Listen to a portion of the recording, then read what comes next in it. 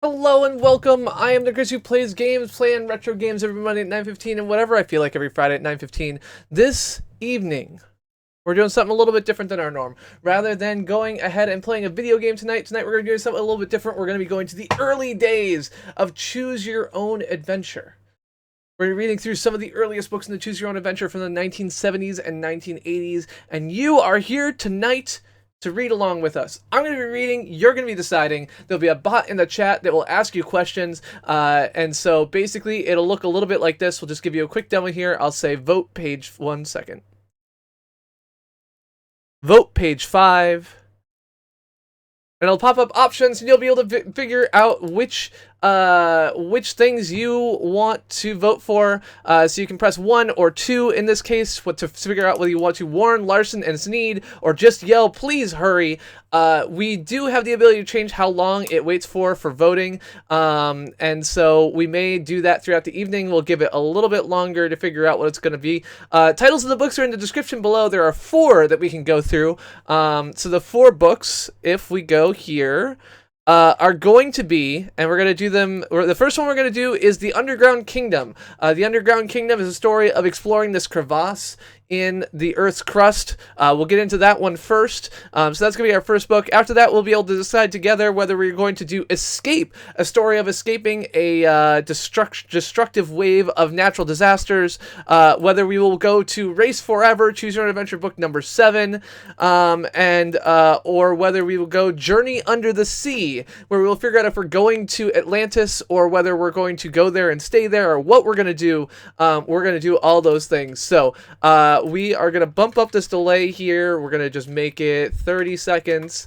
That way we will see how that works when we do some voting. But yeah, so keep an eye out. I will be reading through the options so you will know what the options are going to be before they ever pop up. Once you see the bot send a message, is it not delay? Is it wait? Did I screw that up? I think it's wait. Wait 30. We will, once you see the bot pop up, you will have there we go. You will have the option to say the things. I will read out the options before I have you vote, so you will know what you're getting into. So, to that end, we are going to start out, as I said, by reading Choose Your Own Adventure book 18, Underground Kingdom. And Underground Kingdom actually, unlike most of these, actually has a little bit of an intro that we're going to go into first. So this is Underground Kingdom by Edward Packard, and illustrated by Anthony Kramer. Now, this is true for all Choose Your Own Adventure books. Do not read this book straight through from beginning to end. These pages contain many different adventures you can have as you try to reach the Underground Kingdom, and from time to time as you read along, you'll be asked to make a choice. Your choice may lead to success or to disaster. The adventures you have will be the result of actions you take. After you make your choice, follow the instructions to see what happens to you next. Yeah, it is. I mean, yes, that was intentional. Because I was going to do that. There you go. Special warning. The Underground Kingdom is not easy to reach. Many readers will never get there. Others never return. Before starting out on your journey, you may wish to read Professor Bruckner's theory, which I'll read to you in a second. He is a rather boring writer, except if you get to the Underground Kingdom, this might save your life. So, you can see I can swap back and forth. See, I have the ability. I have the power. We could do that and hide the book. We don't need to show this all the time. Sometimes you can see me. Sometimes you can see anything else. You got it all. You got it all here. So don't worry. But we're gonna read through Professor Bruckner's theory now, and this is gonna be important. So all of you taking notes on what we're gonna do, listen here, because this is gonna tell us a lot more about the Underground Kingdom, I suppose. So the discovery of the bottomless crevasse in Greenland by Dr. Blah Blah Blah Vivaldi supports my theory that the Earth is not solid, as has been thought, but it is hollow. The bottomless crevasse is probably the sole route from the Earth's surface to a vast underground kingdom. The only other possible link would be an underground river flowing in alternating directions in response to the tides, but that seems unlikely. How, you may ask, was the Earth hollowed out? My studies show that more than 1 billion years ago, a tiny black hole collided with our planet and lodged in its center, pulling the whole molten core into an incredibly massive sphere only a few hundred meters across. This would not actually work. If you were to stand on the inner surface of the Earth like a fly on the inner shell of an enormous pumpkin, you would see the black hole directly overhead like a black sun.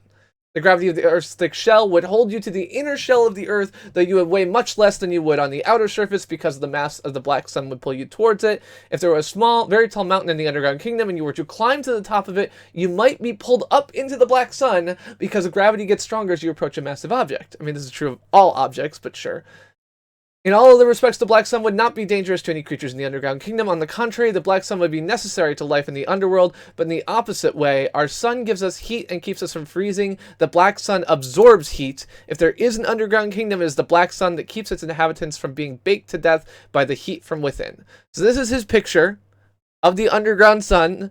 So the Black Sun, and he thinks that the world looks like this, and there's a crevasse. The bottomless crevasse in Greenland. And so there's 1,800 miles of mantle and then a black hole in the middle. So we have found the crevasse, and it is believed that this might be it. So, we are ready. This is page 1 of Underground Kingdom by Edward Packard. Again, as the votes come up, you will be able to vote in chat, so keep an eye out for that. Again, vote 1, 2, or sometimes 3 if there are 3 options after the bot puts his message in the chat. That's what you're going to be doing. You are standing on the Toine Glacier in northern Greenland, staring down into the black void of the crevasse. You shiver as you wonder whether you were lucky or unlucky to be invited on this expedition. Standing next to you are Gunnar Larson of the National Research Institute and Dr. James Sneed, a geologist. A small black box containing a signal transmitter is suspended over the crevasse by 2 long poles. The transmitter is wired to a console a few yards away in the ice. Dr. Sneed turns a dial as he monitors the display screen. Well, Larson's voice is impatient. Sneed looks up, a broad smile on his face. This is it, friends, the bottomless crevasse. You don't have to read the story, but you can chat while I'm talking or whatever. This is it, my friends, the bottomless crevasse. Any radar return, Larson asks. Sneed shakes his head no. For a moment, no one speaks. Like you, the others must feel excited to have reached their goal, but also a little sad. It was just a year ago that your old friend, Dr. Nira Vivaldi, radioed from this spot that she had reached the bottomless crevasse. A few moments later, her radio went dead, and she was never seen again. Turn to page 2. Now you stand at the edge, lost in thought. How could the crevasse have no bottom? Could it really lead to an underground kingdom? What happened to Dr. Vivaldi? But your thoughts are shattered. You didn't seem to slip, and suddenly you are falling into the crevasse. A ledge is coming up fast beneath you. You could land on it, but you're falling so fast, you're sure to be badly injured. You might only be saving yourself for a slow, agonizing death. These thoughts race through your head in a split second. So this is our first option here. If you try to land on the ledge, turn to page 5. That'll be option 1. If not, go on to the next page. Vote page 2.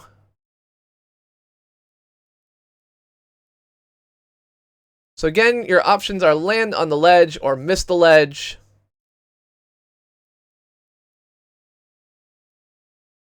Yeah, so I will say, Brad, that the pages are laid out the same way they would be in a physical book. So whatever silliness you're seeing here, you would see the same in a physical book. That is how much you would see. So yes, you would have to try to ignore the next page if you were reading a physical book. Ah, shit. What the fuck?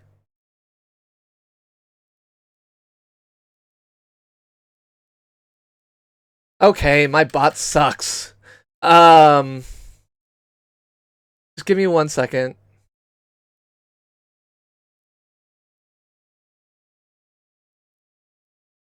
Fuck. Of course it's broken. Okay, 2 wins. So we'll go on to the next page.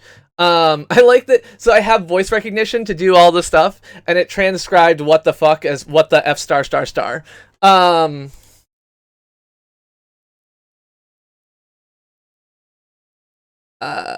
Yeah, whatever. Yes, that's right. Your consciousness, 2, right? Your consciousness slips away as you fall faster, down, down, down. The next thing you know, you're floating in air. In the soft reddish light, you can see that you are in a cavern drifting toward the ceiling, or is it the floor? In a flash, you realize what has happened. You've fallen to a point where gravity above you is almost equal to gravity beneath you. You brush against a firm surface, a wall that feels like clay. You cling to it for a moment. Then you're floating again, drifting slowly down. You begin to lose your fear as you realize that gravity here is so weak that you can fall mile after mile without being hurt. And after a while, you begin to relax and enjoy drifting through a fantastic twilight world. You only wish it weren't so hot. Closing your eyes, you try to pretend that you are safely home in bed. In my bed, it's not that hot, but okay. Turn to page 6. Once again, you brush against a firm surface. This time it's the floor of the cavern. In fact, you have touched down on the mossy bank of an underground stream. You drink from the cool, clear water and then step out of the cavern into this strange world. The only illumination is a dim red-orange glow that seems to come from the ground. The air is so clear you can see shadowy, curving hills and valleys stretching out in all directions, even above you. Why do you feel so good? It must be because you are so light. You could hardly weigh more than 10 or 15 pounds. You spring to your feet, every movement is easy, and you jump 20 or 30 feet high and float gently to the ground. Then you realize that you are not alone. Only a few yards away is an odd creature. As big as you are, it seems to be some kind of bird, yet much more than a bird. Under a crown of soft golden feathers are enormous blue-green eyes, so vivid and intense that they seem to not only be a means of vision, but also a means of power. There's something terrifying about that face, but also something angelic, something that draws you to it. In fact, you feel as if you are being hypnotized by those eyes of an angel bird. If you run from the strange creature, turn to page 15. If you hold your ground and face it, turn to page 10. Vote page 6.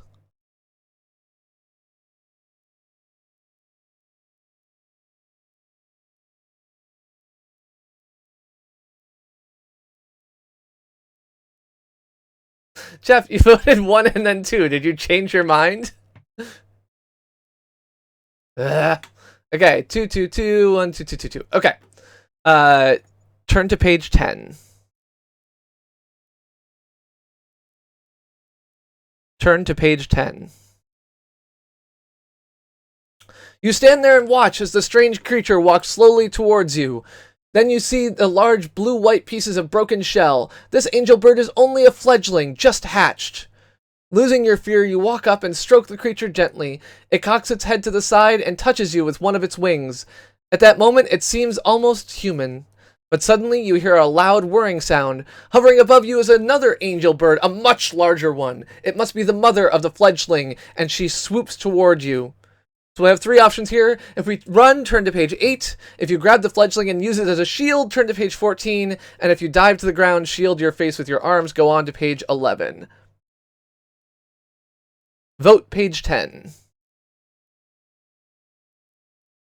Gaming Lore, so this is one of the early books. It was released in 1983. And so, yeah.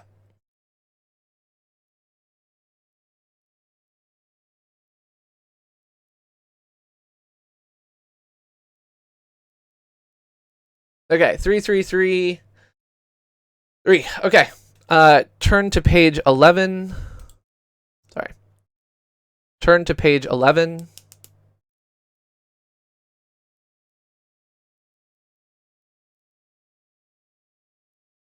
Yeah, I know. I broke the bot. Oh, turn to page 11. I'm like, why didn't the page turn? Because you're staring at 11, you dumbass.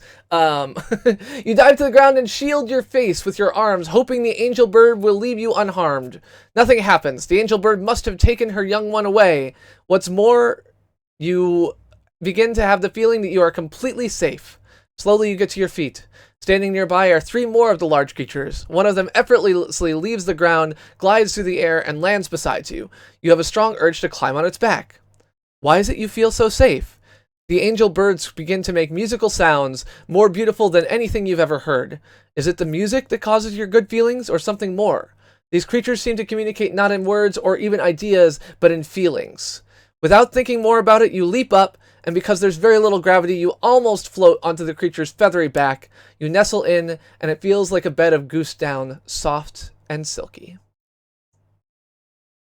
Turn to page 16. The angel bird glides through the canyons and corridors beneath the earth. It increases its speed, and you hold tight as it swoops through long, curving passageways. It's the most exciting ride of your life and could certainly be the scariest if you didn't feel that you've never been safer. This person puts a lot of the trust in these birds it's never seen before, I have to say. Then ahead of you is a tunnel that flares out into a broad new world. An endless landscape stretches before you. It is bathed in soft reddish light, as if the sun had just set everywhere around you. A great river forms, a curving line that divides the land. Trees line its banks. Further back from the river are mountains, some of them lavender or blue, and others that flicker like glowing embers. Strangely, there is no horizon. Instead, the landscape fades into dusky reds and browns that curve over your head, forming a sky that is almost the same color as the ground. Directly above you is something that looks like the sun, but it is absolutely black. How can it look like the sun if it's absolutely black? What exactly does the sun have in it besides brightness? Like, okay, fine.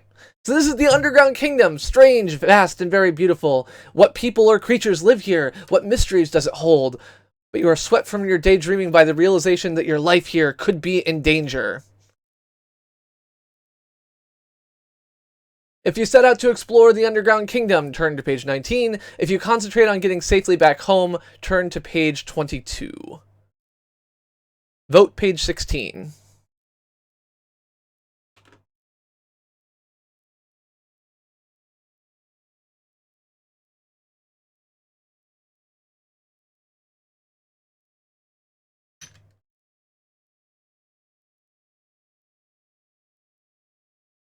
Okay, I'm gonna try and fix the bot. So the winner there, by the way, was one by a lot. One had 7 votes, 2 had 2 votes. I'm gonna try and fix the bot real quick, and so we're gonna put a timer on the clock of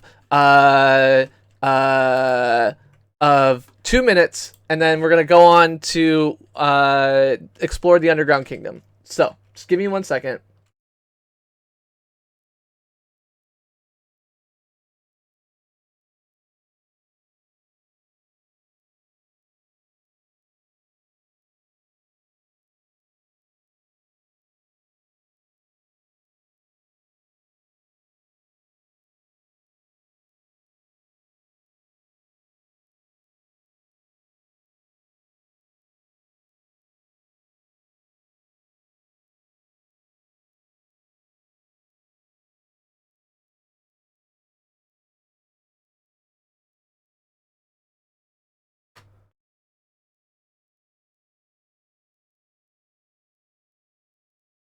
Okay. Just a second. I think that might have done it.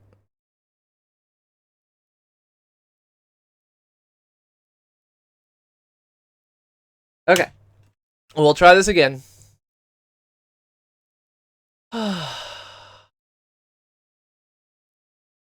Turn to page 19. You know how you feel. Risks don't matter! That is pretty much how all of you feel. You want to explore the underground kingdom. The angel bird seems to understand. Steeply banking, it swoops down along the great river and glides gently onto the mossy plain. Nearby is a grove of tall trees, short stumpy branches with clusters of multicolored leaves thrust out from their trunks. They look almost like hands holding bunches of flowers. You ride to the ground, and at once the angel bird rises into the air. As it glides up into the dark red sky, you feel a wave of happiness. You follow its path with your eyes long after it has disappeared. Then, turning to survey the strange landscape, you wonder where you will go. What dangers await you? Turn to page 40.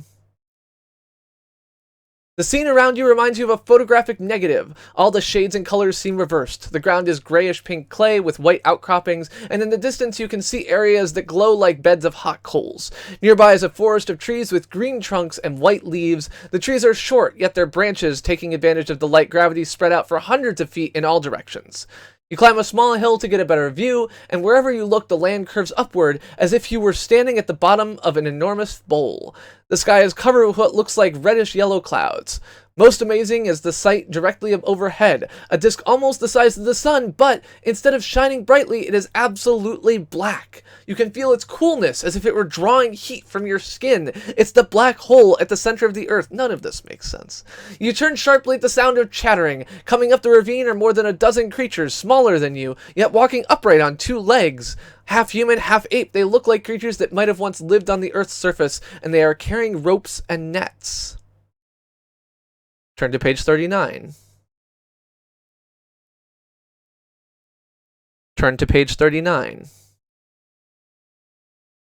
You could probably climb a nearby tree and hide among the clusters of great leaves, but is it wise to run like a frightened animal? Maybe things will go better for you if you bravely face the inhabitants of this world. So our vote options are, if I decide to face the creatures, to turn to page 42, and if I decide to hide in a cluster leaf tree, turn to page 46. Vote page 39.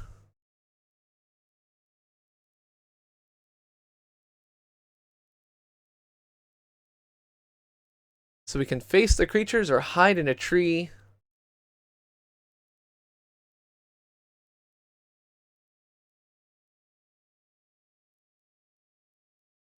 All right, 1-1, and the bot didn't crash. Hooray! Turn to page 42.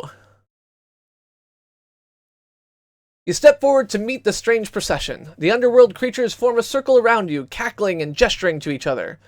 You smile and hold out your arms. Hello, you begin, but the creatures raise their nets and close in on you. Oh, that's shit. That doesn't seem good. One of them barks an order. They motion for you to follow them. You don't really have much choice. Despite their small size, they move rapidly through the thick woods. Occasionally they freeze and you hear them whispering, Kota, ib saben Kota. You march a mile or so through the groves of trees. It's as hot as you've ever known it, and you feel as if you're going to faint, but finally you reach open land. Instantly you feel cooler. The black sun is drawing the heat from your body. Soon you reach a village of igloo-shaped structures that look as if they're made of green clay. One of your captors leads you to the nearest one. Ibagon, he says as he takes you inside. Turn to page 44. The interior of the Agon, as it seems to be called, is lit by glowing stones circling the inner wall. In its center is a small fountain. Clear water bubbles forth and flows along a silver trough before disappearing underground. The floor is soft and spongy, like a thick bed of moss. The leader steps forward. Ket, he says, pointing to himself. Ket Raka. Pointing to the others, he says, Akim Raka. Tor Raka. You repeat each name, then pointing to yourself to tell them your name. First plays games. The Rakas laugh as they try to pronounce that strange sound. It is strange. Tor, who seems younger than the others, brings you something that looks like cheese but tastes like honey. Ket gives you a small pink fruit. Ib tanga, he says, smiling. Tanga is delicious, and you're eating a second one when a large blue-furred Raka rushes into the Agon. Pointing at you, he speaks excitedly in his own tongue. Tor begins to argue with him, and the others call in. Narmikala, the blue-furred Raka says loudly. It's clear he wants you to come with him. It seems likely that he represents the chief or leader. Ket and Akim gesture as if you should obey, but Tor shakes his head, warning you not to go. If you follow the blue-furred Raka, turn to page 48, and if you refuse, turn to page 50. Vote page 44.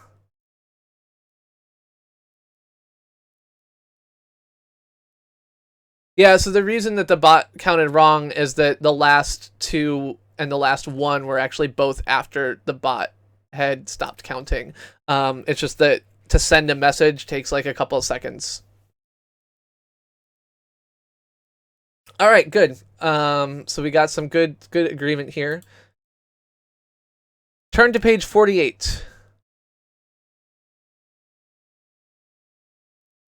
Hoping for the best, you follow the blue-furred Raka to the center of the village. As you walk along the narrow footpaths, other Rakas emerge from their Agons and stare at you curiously. When you reach the central Agon, the blue-furred Raka lets out a long, hooting noise, which is answered from within. Inside, an old, white-headed Raka sits near the central fountain. A large black disc hangs from his neck. For a long time, he stares at you. Finally, he rises up and steps closer. So you are what the hunters found.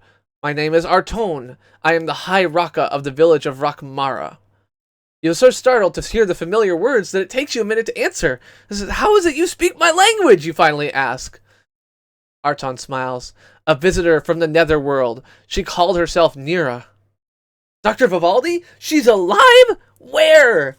The old Raka shakes his head. She tried to cross the great river. The river spirits have swallowed her. She might have made it across, you say. Even if she did, the archpods would have fed her to the Kota beasts. What are the archpods? The arcpods live beyond the great river. For a long time, the Rakas and the arcpods have each had one hunting boat. That is the law. Now the arcpods build many boats. They are not hunting boats, they are war boats. The arcpods plan to conquer Rakmara. You hold your head in your hands. Oh, poor Dr. Vivaldi! And now, the threat of war. Turn to page 51. Yes, bad times are upon us, Arton continues. But we shall protect ourselves. We have learned to mix powders and call up the fire of the earth in a great blast of noise and heat. You mean bombs? We call them Brakpa. With Brakpa, and with your help, we shall destroy the arcpods before they destroy us. What do you mean with my help, you ask? You come from the netherworld, where war is the way of life. If you ride with us, our warriors will have courage. What are the Kota beasts? You ask too many questions, the High Raka says. Now you must answer mine. Will you go with our warriors to attack the arcpods? You shrink back from the choice. The High Raka's voice grows stern and cold. If you are not with us, then you are against us, and we shall deal with you as our enemy. Vote page 51. If you tell the High Raka you will go with him, turn to page 52. If you tell him you won't, turn to page 56.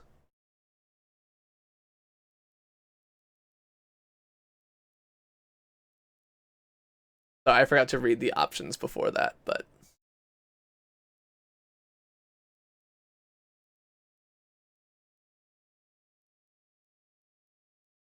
Alright. What was the last one?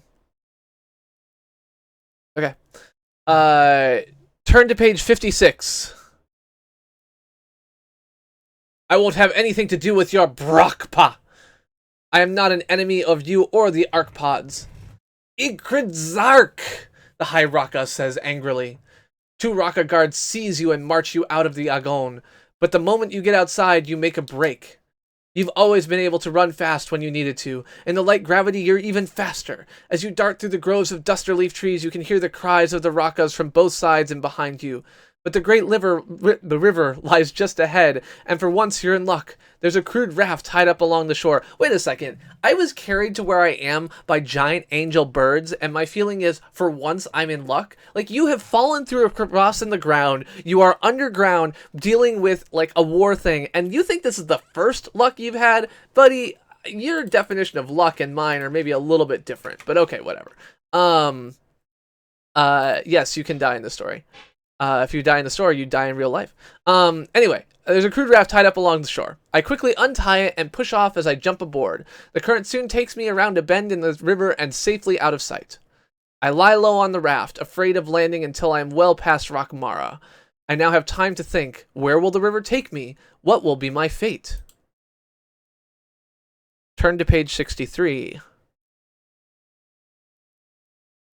Your raft floats on past marshy banks and yellow clay islands. The river grows narrow as it flows through the deep canyon. Rock cliffs rise up on both sides. I hold on, hoping to reach a place where I can land. Never have I experienced such a dark night as this. It's as if the river were flowing through a tunnel somewhere in the depths of the earth. Finally you sleep, and it seems as if a very long time has passed, and you awake and find your raft pitching up and down. Why has the river grown so rough? It's still too dark to see much, but at least the stars are out. Stars? There aren't any stars in the underground kingdom. I'm not on the river, I'm on an ocean. Turn to page 64. So the great river must be the underground link between the earth's seas. The tides were with you and carried me to the earth's mantle and crust to the surface. There's land nearby, and I notice a faint glow on the horizon. Soon the sun will be rising, but not the cold black sun of the underground kingdom, but your own warm, bright, life-giving sun! So we made it out, and got to the surface. So we have so far completed one ending of the 21 endings of this book. So yes, congratulations, we found the sun. Praise the sun. Now, yeah, well, no, there's land nearby. I mean, so one path is over, but more remain. So now that we have, oh yeah, and this one has the least endings. Okay, so look at this. This is not, that doesn't work. Of course, it doesn't work. Why doesn't it work? Who knows? All right, so this is the endings in this book. Thank you very much, Jose. Appreciate that. But in the journey to the center of the sea, this is the number of endings. Like I had to like go into a third column of endings. Shh, you and your words. It's less, not fewer. Like people who were never raised in a sewer. Say you have an IT followed by apostrophe. Okay, so we have completed one story. Now, here's the question. In a Choose Your Own Adventure book, of course, you can flip back pages. Would you like to go back to the beginning of the book, or would you like to go back to a previous page we were on and try and pick up from there?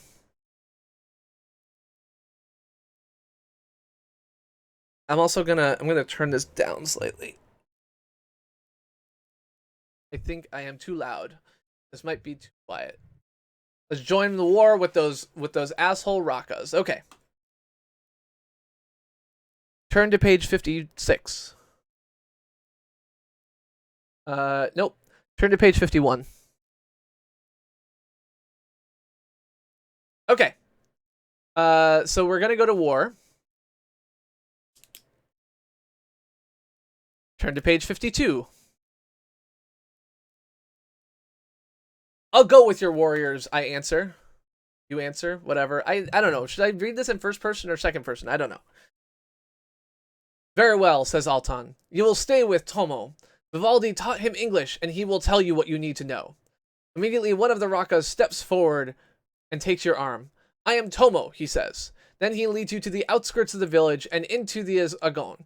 He brings you woven mats. You must rest now, he says. You peer outside at the red-streaked sky. Doesn't it ever get dark here? We have no night or day, says Tomo. We measure time by tides of the great river. Dr. Vivaldi said 2 of our tides equal 1 of your days. It is sleeping tide now. You realize that you've not slept since you arrived in the underground kingdom. As far as I can tell, it was like 5 minutes. Like, we had some birds fly us to these Rakas. How long has it been? How many tides? Too tired to think about it, I lie down quietly and quickly fall asleep.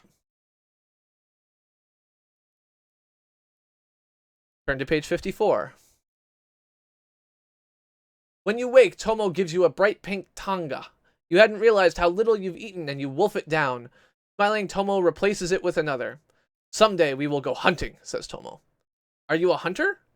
Almost. I must first go on the hunt of the Black Sun. I must kill a Kota beast. A Kota beast? What are they? Tomo frowns. Great toothed animals with eyes like blue flames and teeth like iron fangs. They live in the darkest, hottest parts of the woods. They tear anything apart, even themselves. You start to ask about the hunt of the Black Sun, but Tomo raises a hand. Now we must talk of the war. The Archpods will not expect an attack when the river is low. That is when we must cross and destroy their boats. The next morning, the great river begins to fall. The Rakas load their hunting boat, now called the war boat, with brakpa, crude bombs packed in hollowed logs. I shudder to think what I'm about to witness in the beginning of a war, but there seems to be no way to avoid it. Before the sleeping tide has ended, Tomo, you, and the 5 hunters set off in the warboat. The Raka hunters are clumsy at rowing, and the boat is so heavy that a few small waves would easily swamp it. You realize you might be able to swim to shore before the Rakas could turn around and catch you. It's risky, but it's your only chance to avoid the war. You just said you'd go to war with these fuckers. Alright, if we're going to dive overboard and swim to shore, it's going to be option 1. If I stick it out in the warboat, it's option 2. Vote page 55.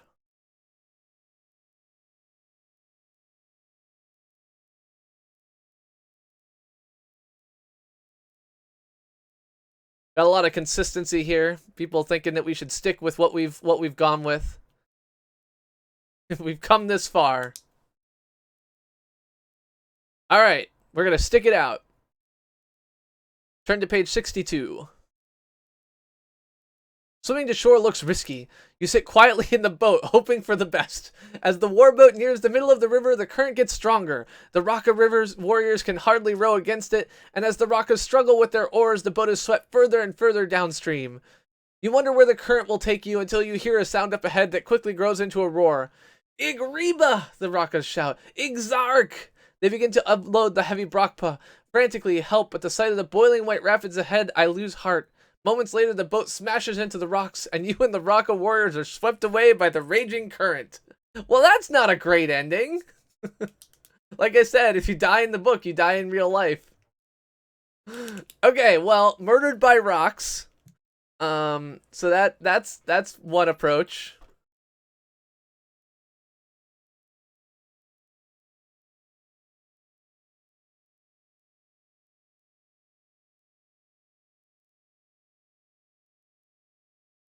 Okay, go to page 55. Sorry.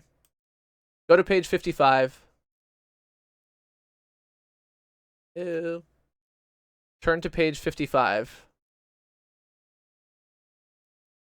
Okay, so we can come back here and we can decide to swim for shore, or we can go back to the beginning of the book.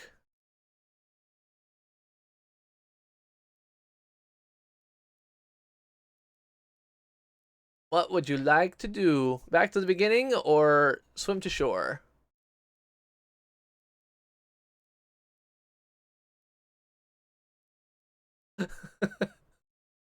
Swim for shore. Okay.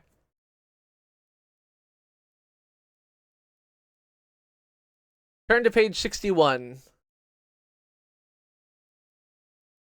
In a flash, you're over the side and swimming for shore. The Rakas yell at you. One of them tries to hit you with an oar while the others stroke furiously, trying to turn their unwilling craft around. Swimming hard, you hear screams behind you. The warbird has overturned. The Brakpa have gone to the bottom, and the Rakas are struggling to save their lives and right the boat. Using all my strength, I swim to shore and start running through the groves of dusterleaf trees. Almost at once, I hear a loud, trilling song. Above me is an enormous flying creature with wings stretching 20 feet across. I stare into its great blue-green eyes and at once feel completely safe. I know I've seen it, or at least dreamed of seeing it before. It's like some kind of angel bird sent to protect me. Yeah, it's the same fucking bird. Without thinking, I leap right onto the creature's back. Turn to page 22. My strongest desire is now to be home again. I cling tightly to the angel bird. As if it knows what I'm thinking, it rises in the air, banks steeply, and then, accelerating, hurtles into a corridor within the ground. I nestle into its thick, downy coat as it streaks through the darkness. All the while, I feel completely safe, and in time, I fall asleep. When I awake, it is much colder. A chill wind bites against your body. The brightness of the world around you is not the warm red light of the underground kingdom, but the cold white light of the Arctic. The barren landscape pocketed with ice and snow is a familiar scene as the rude village of shacks and tin-roofed nearby. Sorry. You're in Greenland. The village is the coastal settlement from which the party began its trek across the ice fields to the bottomless crevasse. As you trudge across the frozen slope to the village, you think about the angel bird and the underground kingdom, and you think how much more there must be in the universe, and even on our own planet, than we can ever imagine. All right. Page number 23, done. Page number 62, done. All right, so we're going to go back to the beginning, and we're going to catch ourselves on the ledge, right? Go to page 1. Go to page 2. All right, so I'm going to do another vote. And we're going to see what turns out. So if you want to go land on the ledge, it'll be number 1. If you're not, it'll be option number 2.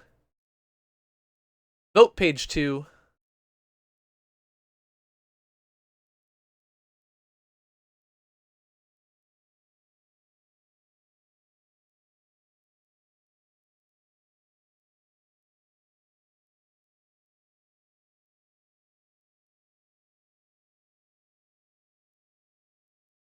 All right. Go to page 5. Go to page 5. Your whole body is racked with pain as you crash onto the ledge. You're shaken and bruised, but alive. A snowbank cushioned your fall. Help! You cry. Hold on, Larson yells. It's going to be tricky, but we're rigging our ropes. We'll get you up. You feel a flash of joy, but then you remember that Something that chills you to the bone. You were very careful not to fall in. You're quite sure you didn't slip. You were pulled as if by an unknown force within the bottomless crevasse. Should you warn your friends about the strange force? If you do, they may be afraid to get close enough to rescue you. If you warn Larson and Sneed, turn to page 13. If you just yell, please hurry, turn to page 9. Vote page 5.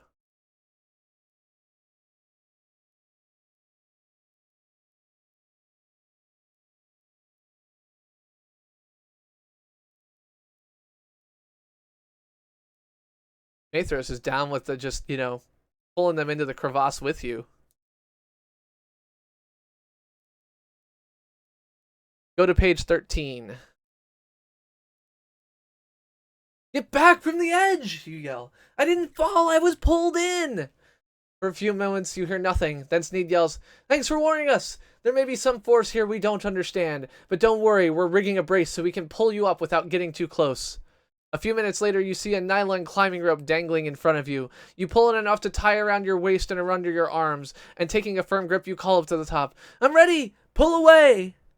Your heart skips a beat as you're yanked off the ledge. You dangle for a moment, and then slowly, foot by foot, your friends pull you up over the edge. You scramble across the ice into their arms. Thank goodness we got you, says Larson. The bottomless crevasse is a real killer. I think we'd better quit now. I agree. I've had enough. Wow, you guys are wimps. After what you've been through, you're not about to argue with them. The three of you pack up and trek back along the glacier. You're happy to be alive, but you know that you'll always regret that you never reached the underground kingdom. Alright, so that was page 13 that we finished up. Go to page 5. Yeah, seriously, like they get there and they give up at that point? Alright, I assume that we're happy at this point that we should just yell, please hurry. Feels a little bit cruel, but whatever. Go to page 9. Hurry, you yell. A moment later, you see Dr. Sneed's reassuring face on the other side of the opening above you. Larson peers on the other side. Don't worry, he calls. Hey, what's... Dr. Sneed's voice is cut off as he slides down the icy lip of the crevasse. You watch with horror as his body hurtles by, down into the abyss. You yell at Larson to get back from the edge, but a blur whirls by and you feel the rush of air as his body plummets after Sneed's. They're both gone and now you are alone, trapped on a narrow, icy ledge. If only you had warned them, you would have saved them and probably yourself too. Now your chances look slim. A search helicopter might fly over, but will it land? Will anyone ever find you down here? Will you even survive the Arctic night? Turn to page 12.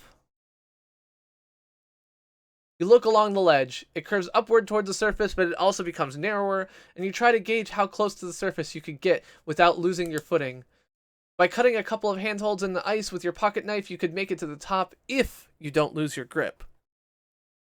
If you try to make it, turn to page 18. If you decide to wait, turn to page 20, which is number 1 and number 2. So make it is number 1, wait is number 2. Vote page 12.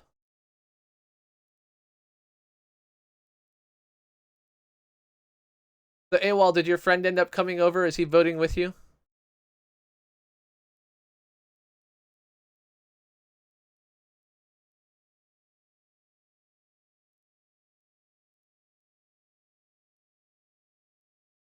Oh man, it was a tie.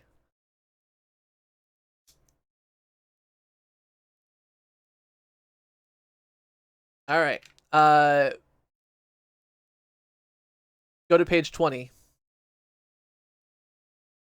You decide not to risk the treacherous climb to the surface. Surely help is on the way. You huddle on the icy ledge, stamping your feet and clapping your hands, trying to keep warm. You feel your body temperature dropping. You've got to stay awake until a search party arrives. The hours pass slowly. The sun dips below the horizon, but there is still light in the sky. Straining, you think you hear something. Paka paka paka paka paka paka paka paka paka overhead. A chopper is hovering over the crevasse. For a moment, you're blinded by a searchlight, and the chopper drops to just a few yards above you. The crew lowers a harness. Eagerly, you grab it and buckle it around you. Hold on! We're pulling you up! Beautiful words over the bullhorn. You're suddenly yanked into the air, and moments later a pair of hands pulls you through the hatch. The pilot pours you a warm cup of hot chocolate from his thermos. Thanks for staying alive till we got here, he says with a grin. Because, like, I was supposed to just die? You see him feel life seeping back into your body. Well, thanks for pulling me out. This is one place in the world everyone should stay away from, the pilot says. Nothing could get me back there, you say. The end.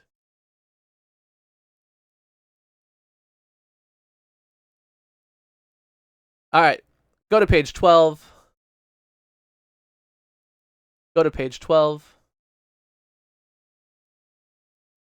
Shall we try to make it?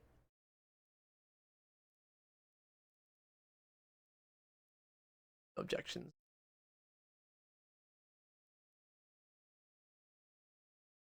Go to page 18.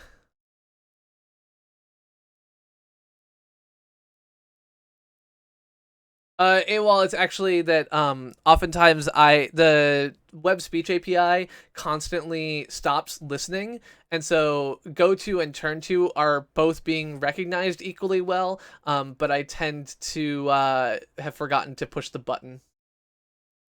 You inch your way along the edge, keeping your body flat against the wall of the crevasse. You should be able to make it as long as you don't panic. You try not to look down. After almost an hour of slow progress, you're able to raise a hand over the rim, but you still can't pull yourself up.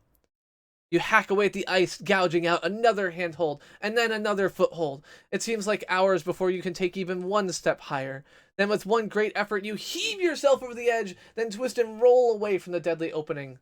Stiff and shaky, you manage to stand and stare at the bleak world around you. The sun has set behind the western mountains, and you begin to shiver in the chill wind.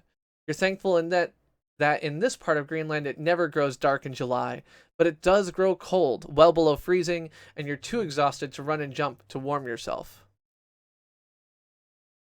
Turn to page 21.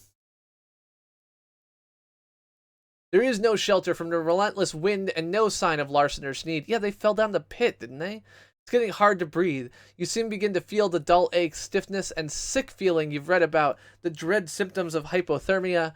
You are freezing to death. Maybe a search helicopter will arrive any moment, maybe in a few hours, maybe never. You are tired. You desperately need rest. If you huddle in your parka and try to conserve your strength, turn to page 32. If you force yourself to keep walking, turn to page 25. Vote page 21.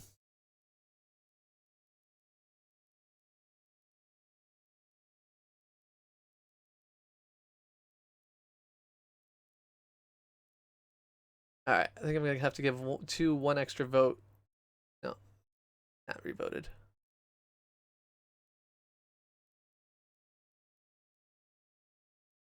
Alright. Keep walking. Turn to page 25. You force yourself to keep walking. If you wander too far from the crevasse, a search team might miss you, so you walk in a large square, 50 paces north, 50 east, 50 south, 50 west, 50 north, again. Your legs feel like lead, your eyes are half shut, you hardly notice the weak Arctic sun reappears. The sun, you can't think, dizzy, you can't stand. It seems like another world when you wake up in a room with pale green walls and gleaming tile floors. Your head is swimming. What happened to Larson and Sneed? You feel as if you've lived through a nightmare. You're lucky. We were able to save your leg, a tall, bearded doctor is saying. You'll be okay. Then his voice trails off as he tells you that your friends, Gunnar Larson and Dr. Sneed, have joined Dr. Vivaldi, all lost forever. Larson, Sneed. You keep mumbling their names until finally sleep comes. By morning, your head has cleared. It was a terrible ordeal, but at least you survived. In a few weeks, you'll be home for good, because nothing could ever persuade you to go near the bottomless crevasse again. Go to page 26. 3 months have passed. You return home late one afternoon to find a man waiting at your front door. I'm Professor Bruckner from the National Research Institute in Washington.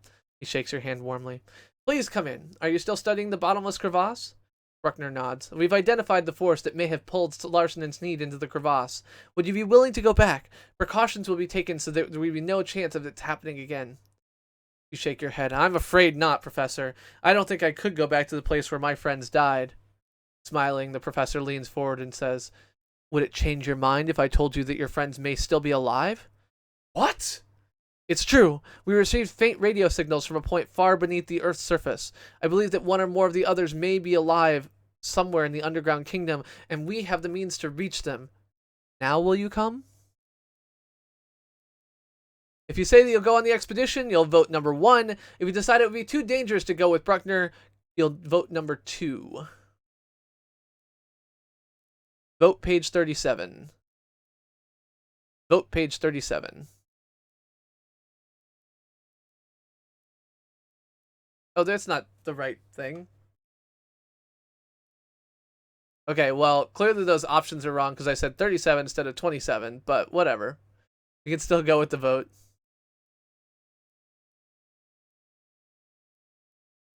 Alright, we're gonna go. Go to page 30. Oh, wait, sorry, what? I screwed that up. Go to page 27. Go to page 28. Professor Bruckner, count me in.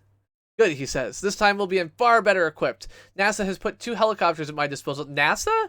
NASA gave you helicopters? Of the things that NASA could give you, I don't think helicopters would be the right thing, but whatever. Okay. One of them will transport our party of scientists and technicians. The other will carry the Verticraft, a rocket-propelled capsule specifically designed for this mission. 3 weeks later, you find yourself staring once again at the bottomless crevasse. It looks narrower than when I was here before, you remark. Yes, Bruckner says. The glacier has been advancing about 3 feet a year. It won't be long before the crevasse is completely sealed. While you and the other members of the party stand at a safe distance, the professor cautiously walks to the rim of the crevasse. In one hand, he holds an oblong instrument that emits an increasingly rapid clicking. Don't get too close, you cry. Indeed, Bruckner takes a few steps back. I think I know what happened to Larsen's need and Vivaldi. What? Gravity waves coming from the center of the Earth have disrupted the space-time enough to pull them in. The professor, also known as gravity. And you as well, he adds. I've always suspected the laws of physics may be different in the vicinity of a black hole, and now we have proof. What does this mean? The professor smiles. It means that the interior of the Earth, beginning 800 miles deep, is hollow. Turn to page 75. Oops. Turn to page 75. Turn to page 75. But what does that have to do with the black hole, you ask Bruckner. The professor pauses to fill his pipe. As I explained in my published theory, a tiny black hole lodged in the center of the Earth more than 1 billion years ago. It pulled the interior of the Earth, everything except for the crust and mantle, into itself, leaving the Earth hollowed out like a Halloween pumpkin. This is what the gravity readings tell us. Then where is the underground kingdom? It is the whole interior surface of the Earth, and if you stood here and looked straight up, you would see the black hole. It would look just like our sun, except that it would be jet black. Again, what the hell does our sun look like if not... Whatever. Professor Bruckner lights his pipe and then says, I did not expect to undertake this mission for some months. I only planned to inspect the crevasse and test the verticraft, but the crevasse is closing rapidly. I must make the descent today, otherwise my return path might be blocked. Who will volunteer to come with me? Turn to page 77. Ark. Turn to page 77. One after another, the team members shake their heads, and finally Bruckner turns to you. Well? You hesitate. You don't want to risk your life, but this could be the only chance of finding your lost friends. If you decide to go with him, vote 1. If you decide not to risk it, vote 2. Vote page 77.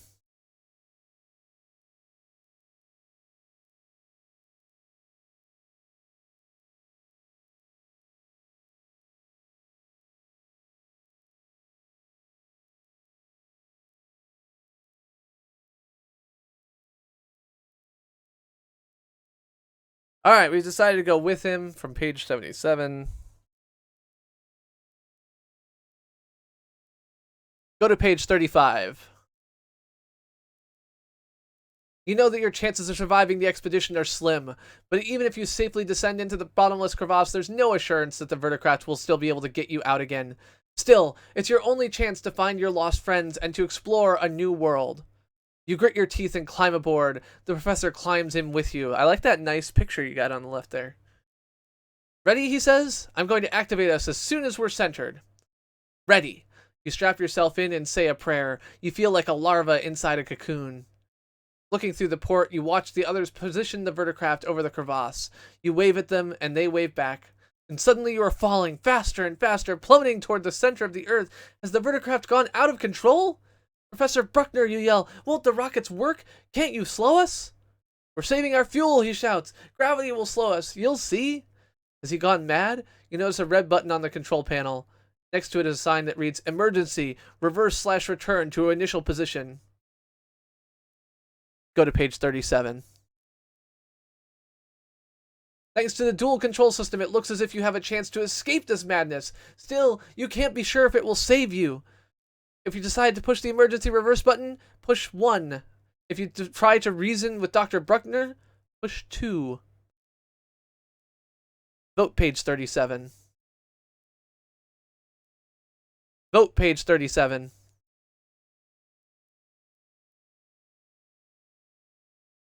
You gotta vote after the bot says things, but I'll kind of... It's my fault. Like, the speech recognition bit is not great. Yeah, so the verticraft was built by Bruckner over the 3-month period after I was rescued, and then he came back and asked me if I would go with him again. Yeah, I'm sorry, Brad. It's fine. I mean, most of the time it's easy because, like, everyone votes one thing, but it won't be perfect. I'm sorry. Okay, so we're going to not push the button. We're going to reason with him, I guess. Go to page 38. We're going too fast! Can't we slow down, you call? No, we have hundreds of miles to go. We've got to get through the Earth's mantle first, or we'll be baked to death. Bruckner's voice is cool and reassuring. Maybe he knows what he's doing. But every minute, the temperature rises. You begin to sweat.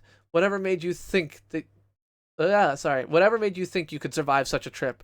Sipping cold lemonade from a plastic bottle, you try to close your eyes and relax. Then it seems as if the verticraft is slowing, but you can't be sure. Suddenly, everything is still. The verticraft has come to rest. Looking through a porthole, you see that you have landed inside a large crater. Slowly, you climb out of the verticraft and open the other compartment. Professor Bruckner's face is ashen gray. You feel for his pulse. Nothing. The strain of the descent must have been too much for his heart. Shit. Go to page 43. You bury the professor's body near the verticraft and say a prayer. You feel sad and afraid of setting forth alone in a strange world, but there is no choice. You must search for food and shelter. First, you gotta get out of this crater. There's a tunnel nearby. Peering inside, you see that it leads straight down, and suddenly you realize that it was through this tunnel that the verticraft traveled. You're looking through the other end of the bottomless crevasse. The tunnel doesn't lead straight down, but straight up to the surface of the Earth. The Professor Bruckner was right. The Earth is like a hollowed-out pumpkin, and you're standing on its inner shell. Your feet must be held to the ground by gravity of the shell itself. You look around at the walls of the crater. They are too steep to climb, but you feel so light, as if you were walking on the moon. You might be able to jump out. You stand there a minute, wondering why the pull of gravity here isn't as strong as it is on the Earth's surface. But then you remember the rest of Bruckner's theory. There is a black hole at the center of the Earth, pulling you toward it. You leap as high as you can, 20 feet in the air. Then, with one great bound, you're out, standing on the surface of the underground kingdom. Turn to page 40. The scene around you reminds you of a photographic negative. Oh, we've been here before.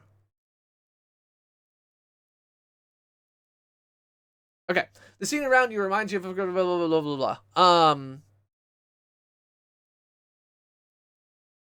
So the interior looks like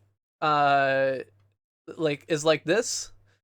But yes, all the shades and colors seem reversed. The ground is grayish pink clay with white outcroppings. In the distance, you see areas that glow like beds of hot coals. Nearby is a forest of trees with green trunks and white leaves. The trees are short, yet their branches, taking advantage of the light gravity, spread out for 100 feet in all directions. Yeah, so, do we want to go on and meet the Raka again, or do we want to go back and do something different? Because we have been to this page before. Turn to page 39.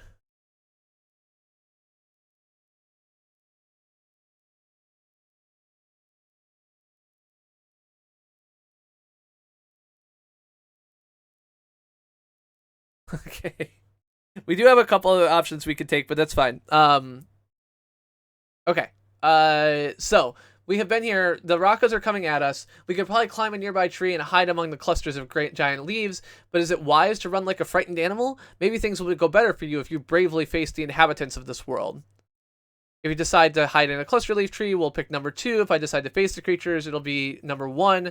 We have faced the creatures before, but not everyone has, and we may not have exhausted those options. So face the creatures, number 1. Hide in a tree, number 2.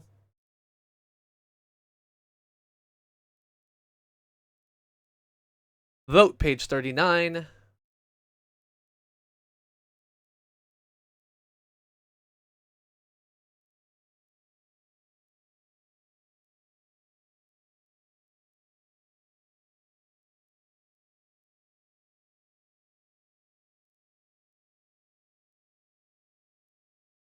Go to page 46. You hide in the cluster leaf tree. The strange creatures pass by except for one straggler who stops to stretch. For a moment he looks right at you. Kota Zark! He cries, then turns and runs after the others. Perhaps you needn't have been so cautious. The creatures look more like a frightened animal than a fierce hunter. As you climb down from the tree, hey, I didn't get an option to do that. You hear a low moaning coming from the brush. A pair of bright blue lights is shining from within the darkness. Now the moaning comes from behind you. Turning, you see another pair of blue lights. Beneath them are long, glistening fangs, and slowly the creatures close in on you. Their moans rise into high-pitched shrieks. What are they? You only have a few seconds to live, so it hardly matters.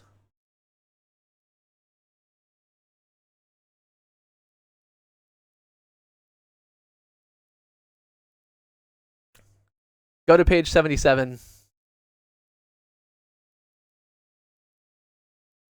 So, here we are. We can decide again whether we want to go with Bruckner and go back to the crevasse, or whether we would like to not risk it. The Raka are short pygmies that live in the underground kingdom.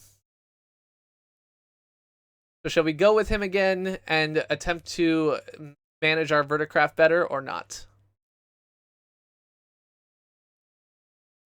Verticraft was transcribed as Britacrap, for the record.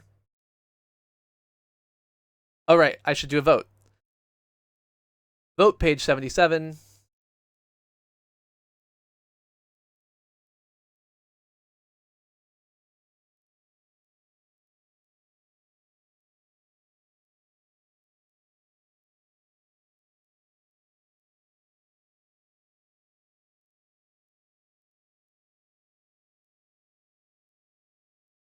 Go to page 33.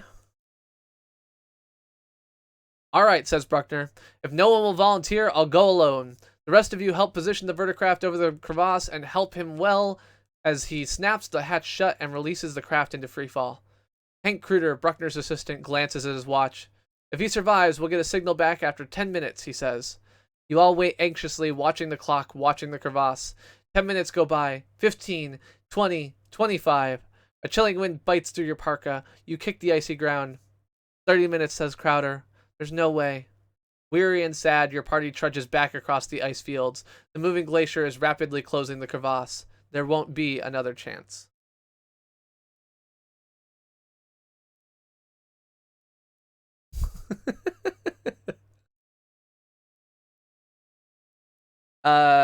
Meet the Raka. Okay.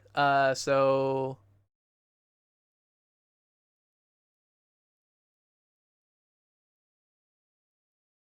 go to page 40. Go to page 39.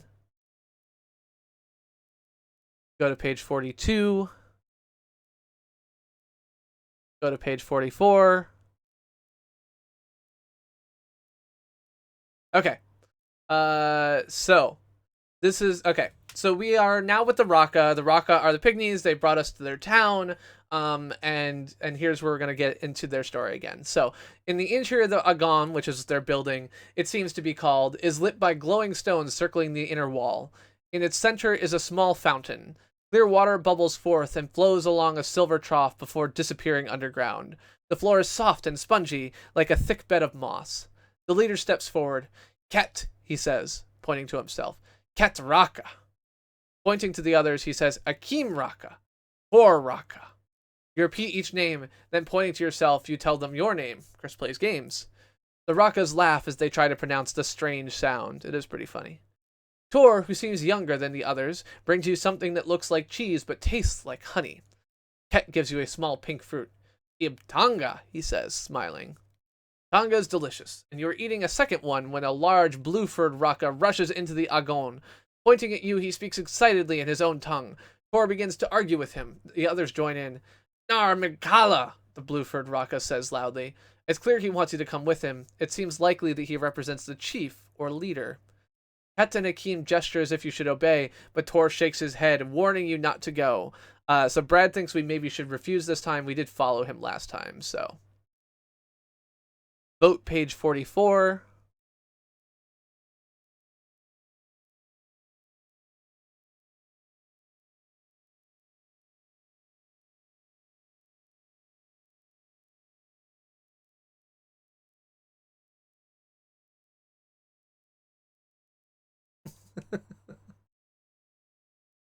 Go to page 50. You shake your head and stand your ground. The blue-furred Raka glares at you and strides from the Agon. He returns a few minutes later with two other Rakas, each holding ropes and a net. I won't be taken captive like some animal, you cry. A Raka tries to rope you, but you duck out of reach. They draw closer. Like a football quarterback, you spin and dart past them. Quarterbacks are not exactly known. Fine. Kella, Zark, the Rakas yell, but you're already out of the Agon, running across the dimly lit land. Helped by the light gravity, you quickly reach a grove of cluster-leaf trees, and you keep running on and on. At last, you reach the open countryside. In the soft reddish-gray twilight, you see the great river just ahead. You stop to rest beside its waters. Turn to page 53. Once you've caught your breath, you walk along the riverbank and soon reach a crude wooden dock. Two Rakas are guarding their hunting boat, a long, flat-bottomed shell fashioned from duster-leaf wood. Nearby is a smaller boat, one you could paddle yourself. You just might be able to untie it, push off, and get across the river before the guards catch you. If you try to take the small boat, it'll be option 1. If you try to bluff the guards into thinking we have permission without stealing it from them, it'll be option 2. Vote page 53. Vote page 53.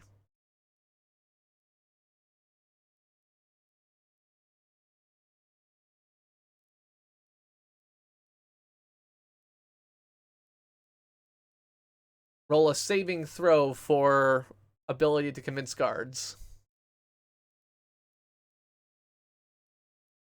So Orcas, the chief Raka learned English from Dr. Vivaldi, who came down into the crevasse like a year ago. So go to page 58. Ow. Okay. Go to page 58. You think fast. Luckily, you remember the command that the blue-furred Raka gave.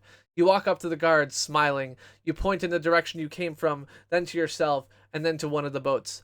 Nar Mikala, you say with authority. The guards mutter. Then to your surprise, they smile. One of them unties a boat and motions for you to board it. They must think you're a privileged guest of the High Raka. You quickly get aboard and push off. As the current takes you around a bend, you notice arcpod settlements on the opposite shore. Soon, you spot a good landing place. As you get closer, you recognize a band of Wait a second. How am I spotting arcpods? I don't know what arcpods are in this timeline, because I haven't met one who speaks English yet. Arcpods are Rakas on the other side of the river and are trying to start a war with them, but I didn't find that out in this timeline. Yeah, but I don't know their name. Anyway, soon I spot a good landing place. As you get closer, you notice a band of arcpods standing on the shore. Like the first Rakas you met, they are armed with ropes and nets. They don't look very friendly. You could be in far more trouble than you have with the Rakas.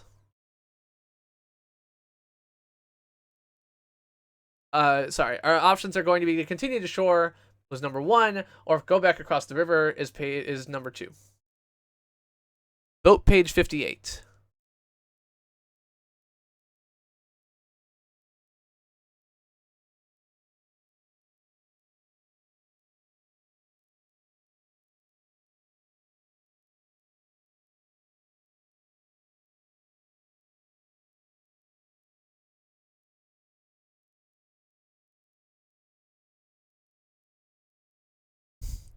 Go to page 66.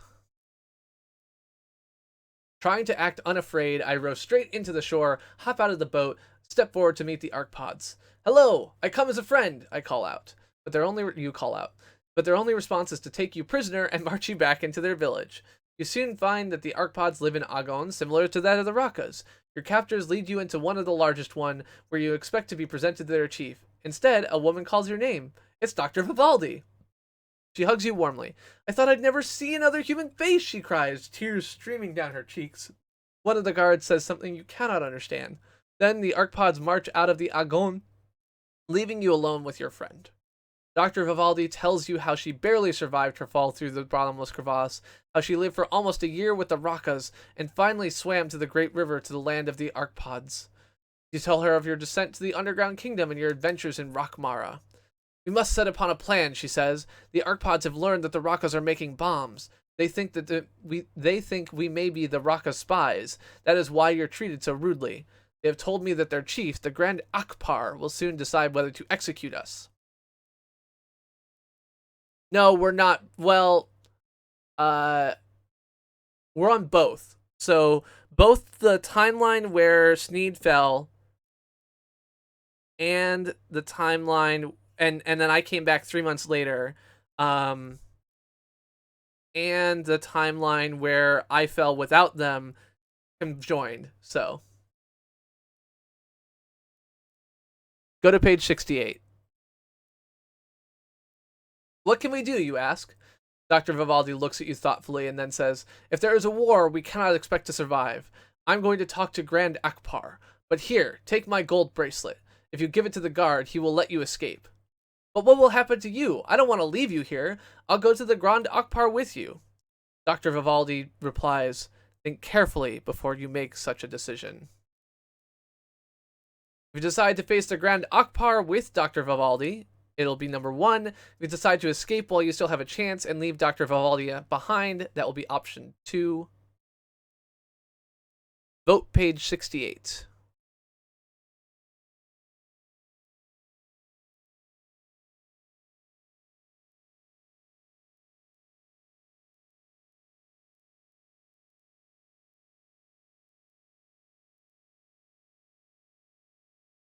Wow, you people are noble.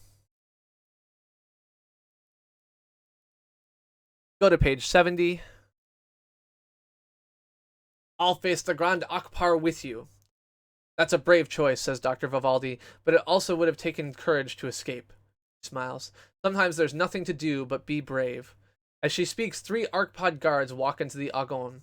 They motion for you to follow them, but when Dr. Vivaldi tries to join you, they block her way. Good luck! Dr. Vivaldi's voice fades as the guards march you out of the Agon. So wait, I'm standing there, I've decided to go with her, and now I'm all alone again? That's... A few minutes later, you are standing in the central Agon. Facing you is the Grand Akpar. His long, silky fur is combed like an oval mane around his stern, gray face. A pendant made of smooth black stone hangs from his neck. He studies you a moment and says, we have learned from Dr. Vivaldi that you come from the netherworld, the world of warfare. You know much more about such things than we do. You can prove that you are not a Raka spy by telling us how we can defeat them. You stand silently, trying to think of what to say. I'm waiting, the Grand Akpar says. What will you do?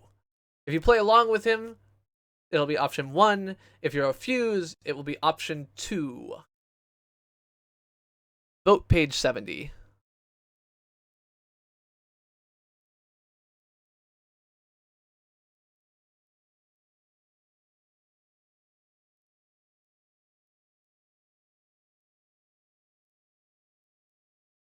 I also don't know how to defeat them, for the record, so you're not alone. Go to page 73. Go to page 73. You try to think fast. You don't want to be responsible for killing the Rakas, but you have to sound helpful. Land your fleet during the sleeping tide, you say. That way you will surprise them.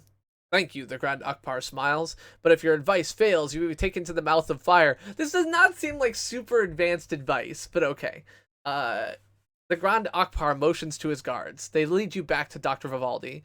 You and Dr. Vivaldi wait anxiously, wishing that you could do something to prevent the war. You know that the Arcpods are building boats as fast as they can. Dr. Vivaldi pleads with the guards to let her see the Grand Akbar, but they refuse to listen. One day the Grand Akbar comes to your Agon. Our boats are ready, he says. We invade Rakamara now. At sleeping tide, you lie on your bed, dreaming of home. An explosion startles you. The war has begun. The Rakas must have had their bombs ready. You wait anxiously for news of what's happened, and finally it comes, in the form of Arcpod guards carrying ropes and nets. Go to page 84.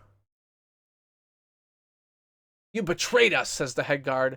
The Rakas threw bombs into our boats. Nearly all of them were lost. Many of our hunters were killed. He turns to the others behind him. Bind them and take them to the mouth of fire. You cry out for mercy, but you know there will be none.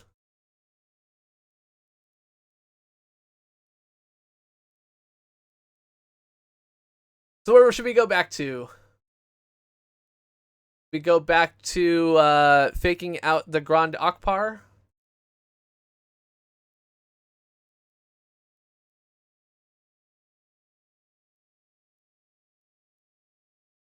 Go to page 70.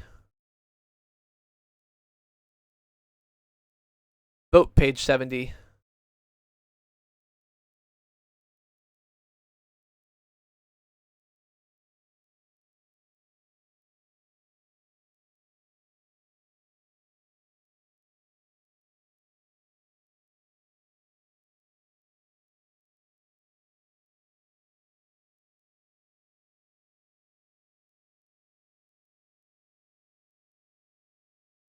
Go to page 104.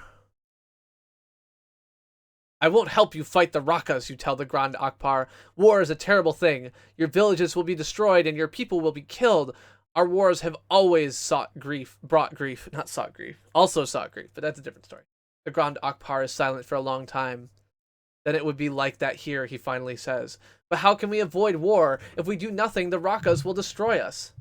Talk to them, you say. Work out a plan for peace. No, he says, shaking his head. We can't trust them. And they think they can't trust you. You must tell them what you fear from them and ask what they fear from you. You might discover that you fear the same things. And once you've reached an understanding, you can work out a plan that will let the Rakas and Arcpods live in peace. The Grand Akbar paces from side to side of the one side of the Agon to the other. Finally, he stops and stares into your eyes. You shrink back from his stern gaze. I will try what you suggest, he says. Meanwhile, you will be kept under guard with Dr. Vivaldi. If all goes well, you shall be freed, and we will do everything we can to make you happy here. When you are ready to return to the netherworld, we shall help you. You start to thank the Grand Akbar, but he holds up his hand. Do not thank me until I tell you this. If we are betrayed and the Rakas attack, you and Dr. Vivaldi will die. There's not much you can say, and you would hardly have any time anyway, for the guards quickly lead you away. Go to page 76. When you tell Dr. Vivaldi of the advice you gave the Grand Akbar, she shakes your hand. I would have said the same thing. If our destiny is to die at the hands of the Arcpods, it will not be your fault. Now 3 tides have passed. You and Dr. Vivaldi are waiting for the news that you will seal your fate. It must be midway through the second sleeping tide when the guards awaken you. A moment later, the Grand Akbar walks into your Argon. With him is the High Raka. The Arcpods and the Rakas have made peace, says Akbar. From now on, we shall build boats for both tribes, and there shall be no bombs. Go to page 78. From then on, you and Dr. Vivaldi are treated like honored guests. The Arcpods bring you baskets heaped with tonga and cakes made from golden grain. They show you their mineral pools where you swim in the swirling bubbly water.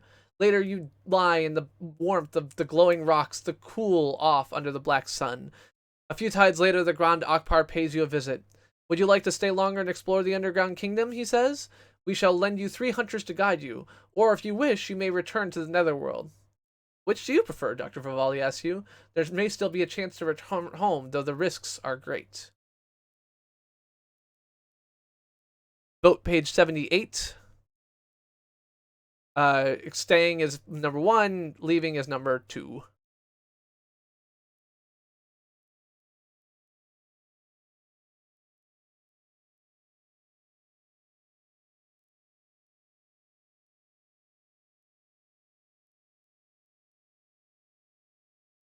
By the way, hello, Jonathan and Christy. Welcome, welcome. Okay. Turn to page 81. There may be only one chance Earth people here have to... Oh, this may be the only chance Earth people have to explore the underground kingdom, you say, and I don't want to pass it up.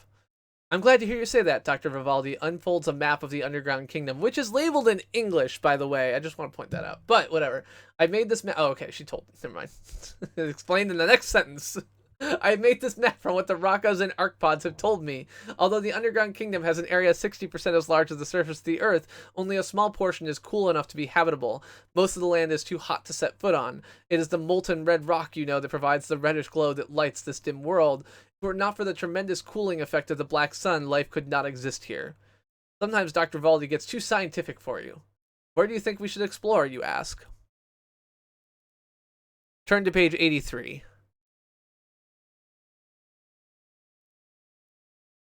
There are 3 areas that fascinate me equally, she answers, so I'll let you choose.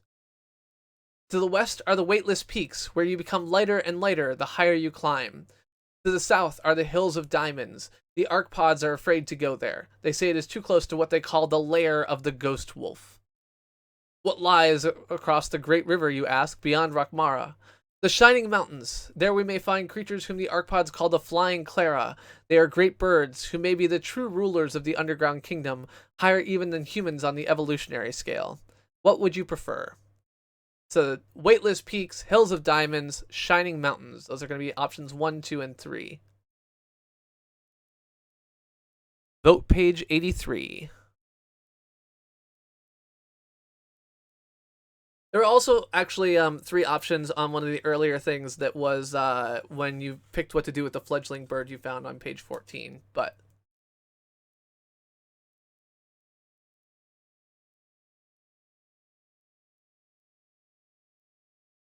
Go to page 88.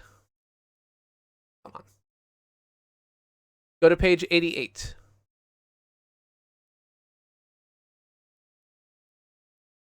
Certainly the Hills of Diamonds must be an amazing sight, and if you ever do make it back to the surface, it wouldn't hurt to have a few dozen diamonds in your pockets. You can be rich for life!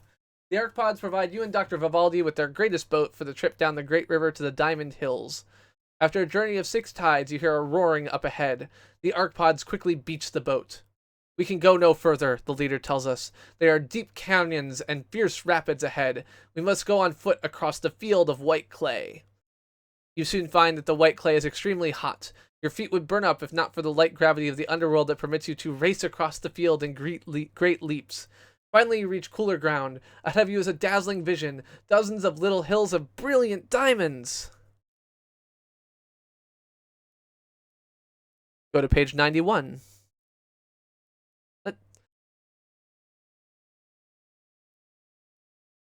Go to page 91. Look at all these diamonds, you say. I'm surprised the archpods haven't already taken them. Villa Tarem Zark! One of the archpods is screaming.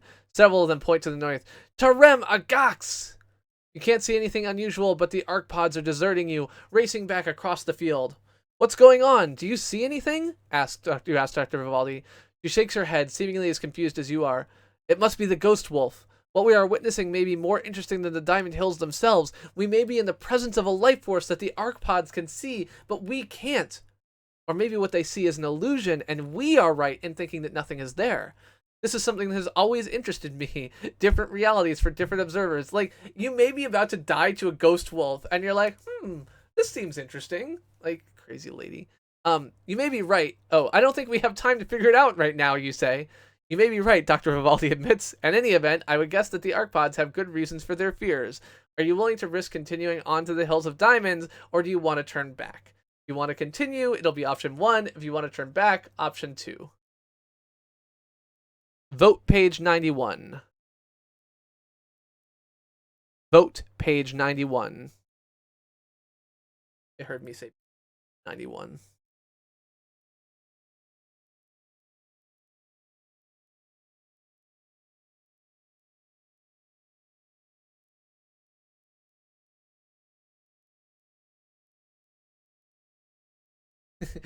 Greed is always wrong, so let's be greedy.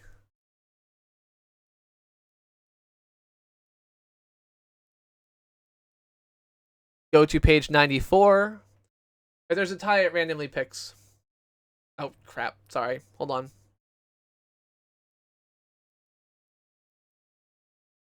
Go to page 94. Let's get to those diamonds, you cry, and you run toward the points of sparkling white light. At the same time, you begin choking on 6 sulfurous fumes. Behind you, thunder rumbles out from the ground. Dr. Vivaldi has reached the first hill of diamonds. They're the real thing, she calls, sifting through them with her hands. Within a few yards of us are more diamonds than are worn by all of the people on Earth. Look, you shout, for now the fields of white clay are bubbling like boiling soup. Pale yellow gases rise from cracks on the ground. We are trapped. Dr. Vivaldi's voice sounds far away. By the time the clay beds stop erupting, these fumes will put us to sleep. She coughs and staggers a few feet up a small hill of diamonds. Quick! Over here! She calls. Gasping, you stumble up the hill and collapse in a mound of diamonds. Dr. Vivaldi breathes deeply. We're safe for the moment. This hill is well above the toxic gases. Her voice is drowned out by the ground thunder. It looks like we're stuck here with all these millions of diamonds, you say. Maybe not, replies Dr. Vivaldi. The eruptions are quite localized. The gases are rising, but I think we can make it across the deadly strip of clay. It's less than 100 feet, I'd guess. And there's only one way to do it. Take a deep breath and run as fast as you can. Don't breathe until you absolutely have to. Are you willing to try? If we're going to run for it, it'll be 1. If you're not, it'll be 2. Vote page 95.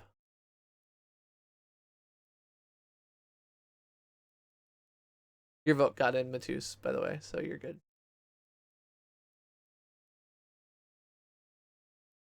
Hello, Natalie.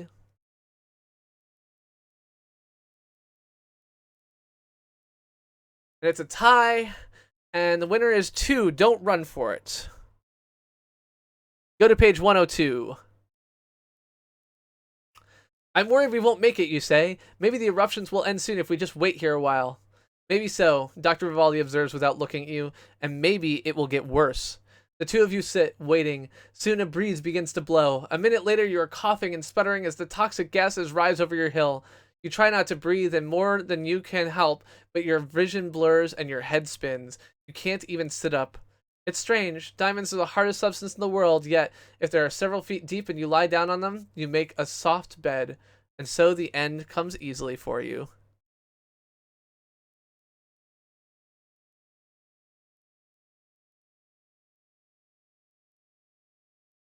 Go to page 95.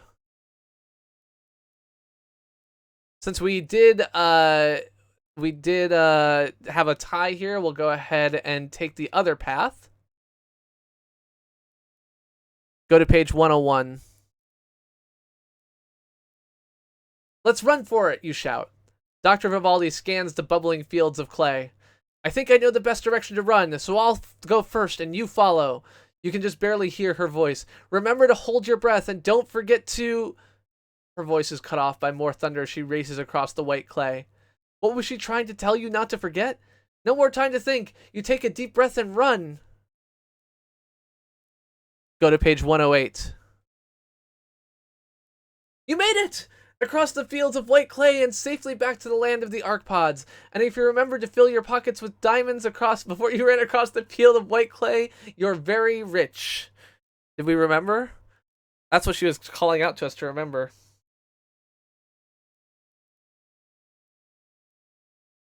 Matus got it. So I think together, collectively, we can say we remembered.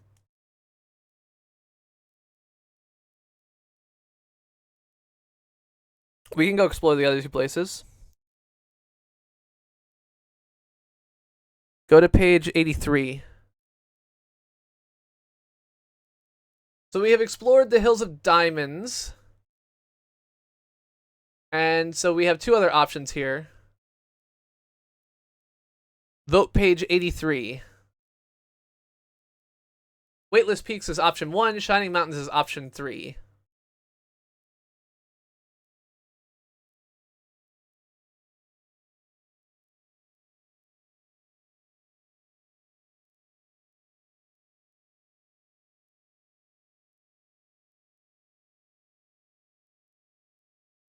Go to page 85. A few tides later, you and Dr. Vivaldi set out for the Weightless Peaks. With you is a young archpod named Katu, chosen because she speaks your language. On the trek from the archpod village to the Weightless Peaks, Katu tells you the legend of archpods who traveled through a shaft that led to a new universe. Few archpods believed there could be such a place. Most of them thought that the earth was infinitely thick, that nothing could lie beyond it. Now that human beings have arrived, we know that there's a whole new world right under our feet.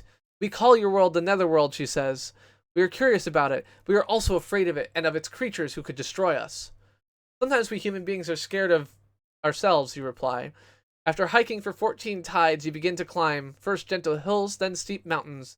You tire under the weight of your pack, but Dr. Vivaldi urges you on.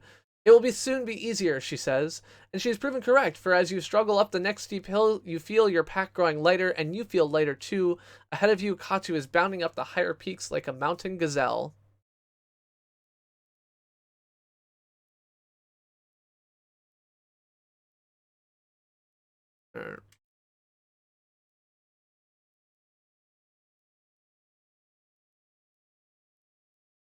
Go to page 87. Now, as you can see, says Dr. Vivaldi, how on the Weightless Peaks, the higher you go, the lighter you'll get. Look! She points to the highest peak of all, as you can see here. Its top is just a spire jutting into the sky. A thin plume of smoke rises from the top. It must be a volcano, you say. No, says Dr. Vivaldi, something else is going on. The mountain's gravity at its peak is so weak that dust is being pulled off by the tremendous gravity of the black sun. I bet I only weigh 5 or 6 pounds, you say. I could easily climb to the top of that spire. Better not, says Dr. Vivaldi. You realize that if you're so light, the huge boulders around you can't weigh much either. You decide to test your theory. You nudge a boulder twice your size. It rolls into another boulder. Then above you, Katu screams, "Avalanche!" Go to page 106. Go to page 106. It's an avalanche, all right, but the boulders are rolling up the mountain. Panicked, you run towards Katu. The boulders are coming right at you. At near zero gravity, they're being pulled toward the black sun. You've got to run down, Dr. Vivaldi shouts. But the boulders have cut off your escape. The only thing you can do is run up the mountain, trying to keep out of their path. You're running higher and faster, leaping 50 feet at a time. Ahead of you, Katu flies off the mountain, and before you can stop yourself, your feet lose touch with the ground, and you're in the air being swept higher and higher straight to the black sun. You've read that a black hole might somehow be an entrance to another universe. If only that were possible. It's your only chance once you reach the black sun. A chance in a million, maybe, but still a chance. Yes, the black sun is a black hole. That is correct.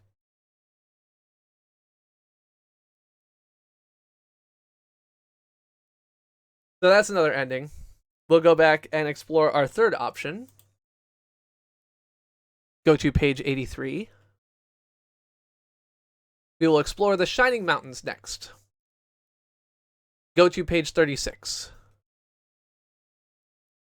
You and Dr. Vivaldi cross the Great River and start your trek to the Shining Mountains.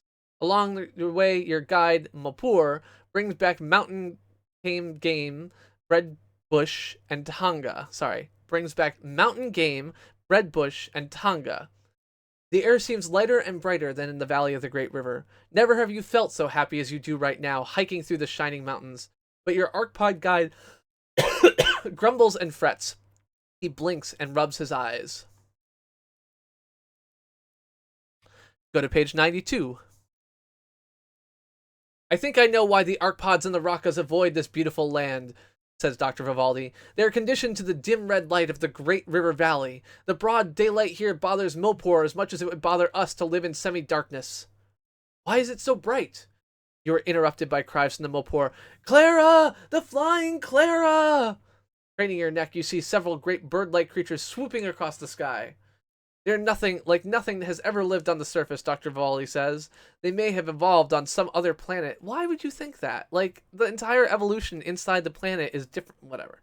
You fall silent as the music of the flying Clara begins, a great chorus you hear not only through your ears, but through your whole body. Like you, Dr. Vivaldi seems hypnotized. They sound truly angelic, she says. But Mopor ties at your sleeves. This is not the place for us, he says. We are not ready. I have a strong feeling that we must turn back, says Dr. Vivaldi.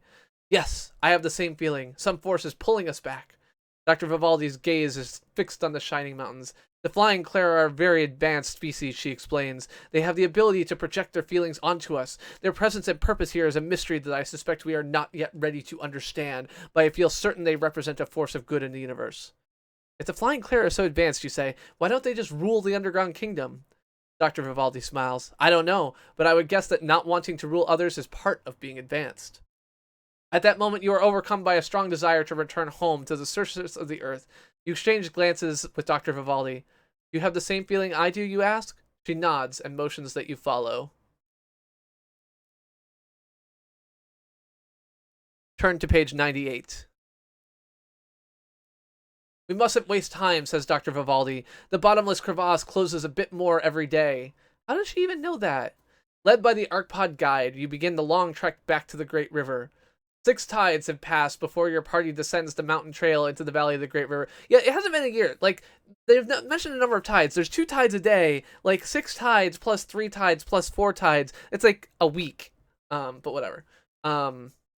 You are eager to get back to the bottomless crevasse, your only hope of returning to the surface of the earth and home.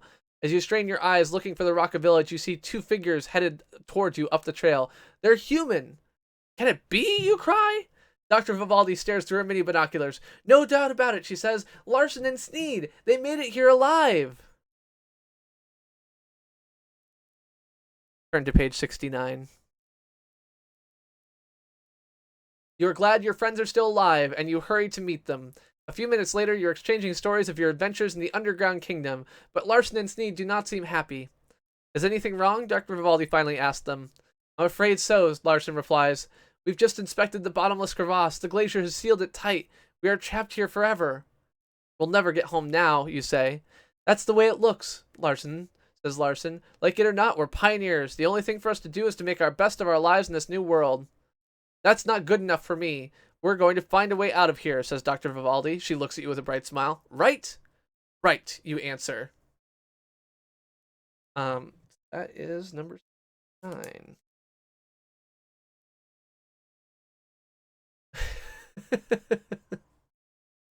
All right. So far we have 1, 2, 3, 4, 5, 6, 7, 8, 9. We have 9 exits left of the 21.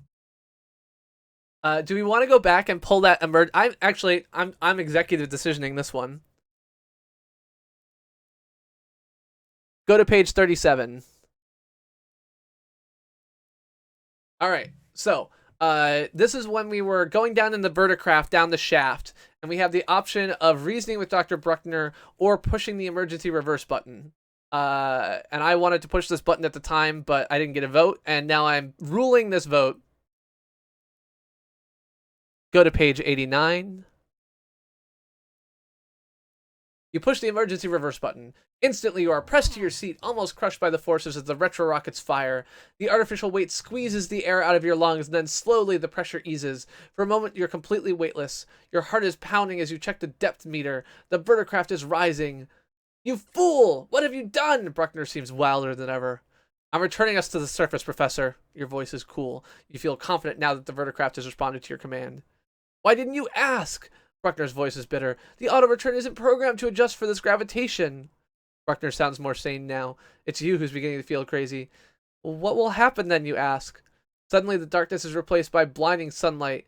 The verticraft has reached the surface, yet it's still accelerating, shooting up into the stratosphere. Can't we bring it back down? I'm afraid not, my foolish young friend, Bruckner replies in a cold, dead tone. It's a command procedure. There's no override. We're headed into outer space, and within a few hours, we'll be frozen solid.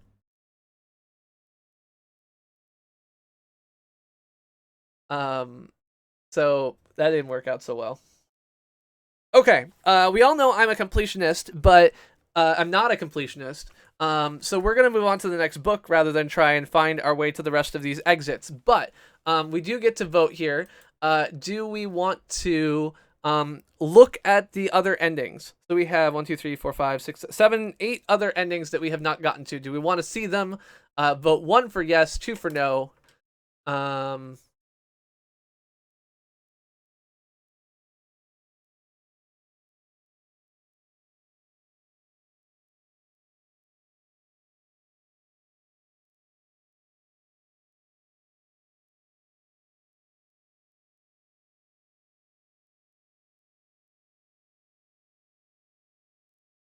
There is one choose your own adventure book that has a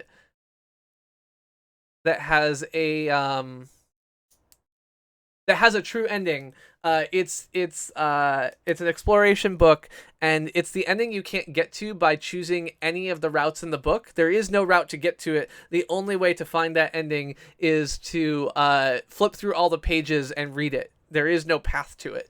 Okay, more twos than ones. So we will move on to the next book. Our 3 options for the next book are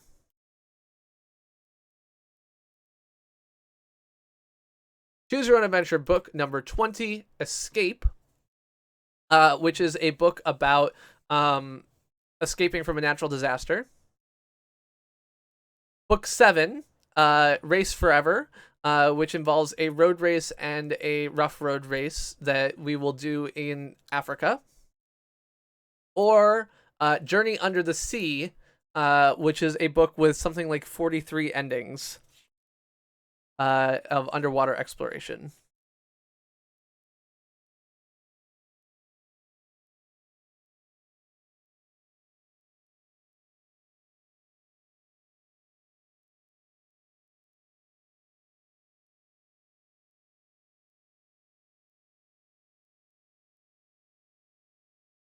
These books are from the late 70s and early 80s, Natalie. Brad, you can't vote twice.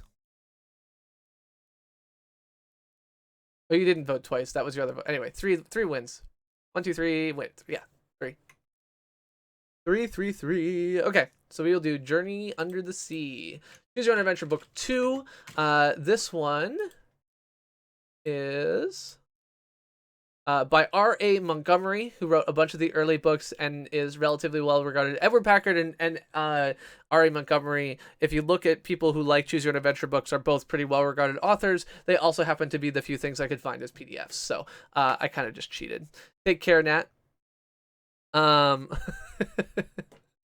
I don't know how much voting chance you'll get to return to the surface. I need to take a quick break before I keep reading because I need to get a drink. So oh,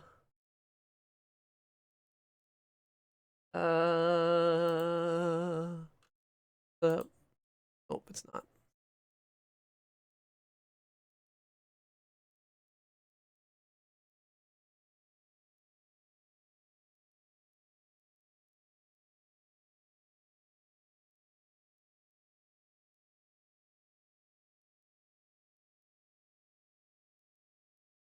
No, sorry. Just a second.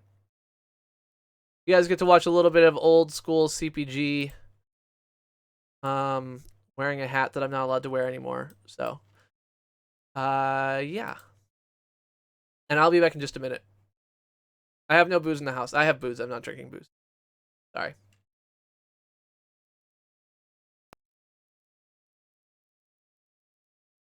So for those of you who don't know, I'm a college dropout. I went to school for a year when I was in a long distance relationship with someone from home, and I went to school for another year when I was in a long distance relationship with Jess. And after that, I moved out to New England to spend the summer with Jess. and ended up getting a job my first week there and did not go back to school. And I've often been asked if I think that's a good idea. Like, in general, is this a thing I should do? And I have always said that I don't know, right? I got lucky. I lucked into a job my first week moving out to New England. I, fell into a couple of other jobs after that, working at a startup, working on my own, and then getting hired in another startup, all through social connections I built through doing software development and other things like that. I had a lot of luck. One of the things that I always felt when I was looking at, can I get another job, is would I be hired without an undergrad degree? And certainly it is harder, right? When people are looking through resumes, it is absolutely the case that people will look for anything they can use to weed out the pile and get rid of them. So they will look at bachelor's degree or lack of degree or anything else like that. My rule of thumb was like, I will need 5 years in the industry before I will no longer have to answer questions about my lack of a degree. In reality, I had a year working at WeDo, and then I had 8 years working at Metacarta and Nokia before I went out and got another job. So I don't know if my 5 years estimate was right, but it is certainly the case that no one really questioned me when I was applying for jobs, around the time 3 years ago when I was going to Google. So that's seems like it's worked out for me, but again, I got lucky. I fell into a job, I fell into another job, I fell into another job, and yes, I did that because I was a hard worker and I was able to show that, and I interviewed well, and I did all these things that you can kind of build up. But I also was benefited from, privilege. I benefited from social connections that not everyone can make. I benefited from all of this. And so I think that my advice is like don't leave school to go join your friend's startup and think you're going to get rich. Don't leave school in order to go do, X, Y, or Z.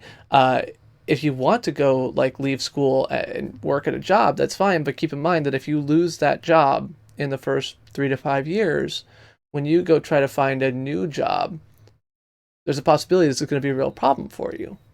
And you should take that into account and have that backup plan of going back to school, take the deferment, take the, do the right thing as far as that goes. I didn't do that. And so I actually ended up looking for a new job a year after I was there, because we moved and Jess was going to Wellesley and we moved down to Cambridge, and I wasn't going to drive 45 minutes, an hour every day to go back to work. And so I ended up doing some consulting work and so on and so forth. And I got lucky because I had connections, and not everyone is going to. So you should have that backup plan. But it can work. I don't think that the computer science degree would have been a real help in what I actually do.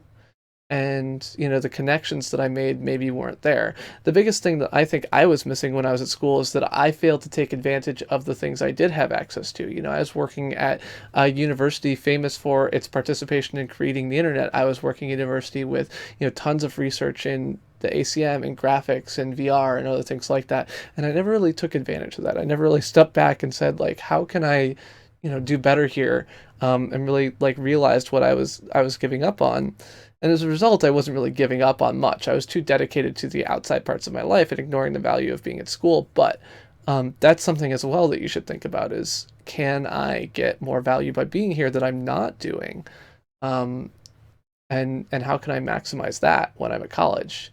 It's a lesson I've tried to, impart to Alicia, is that yeah, you're going to learn things, you're going to go to classes, you're going to do all this, but hopefully you're also going to make networking connections with other people at school that are valuable and that will serve you well later in life. That's the thing I missed out on doing. So for me, leaving school wasn't super valuable. I was doing my networking through online, semantic web community and open source community and other things like that. But it's a thing that I did give up on when I left. Now, granted, I moved to Cambridge, where I met and befriended a bunch of MIT folks, which, is not a big step down in that sense. It meant that I, made a lot of those connections here, and worked in that space, especially open source and open content for a while after that. But yeah, so for me, leaving school was the right decision. For you, it could be, but there was a risk there that I was able to skip past, and you shouldn't necessarily expect you'll be able to. All right, and we're back. Got myself a drink. Drank it. Here we go. Was that one of my more lackadaisical CPG rants? Mini VODs, whatever. All right. So we are back and we are journeying under the sea. So yeah. Do not read this book straight through. The adventures you take are a result of your choices. You are responsible because you choose. After you make your choice, follow the instruction. So an interesting thing about this is there's more of the story embedded in the options. So I will try to make sure that you know which option is which ahead of time.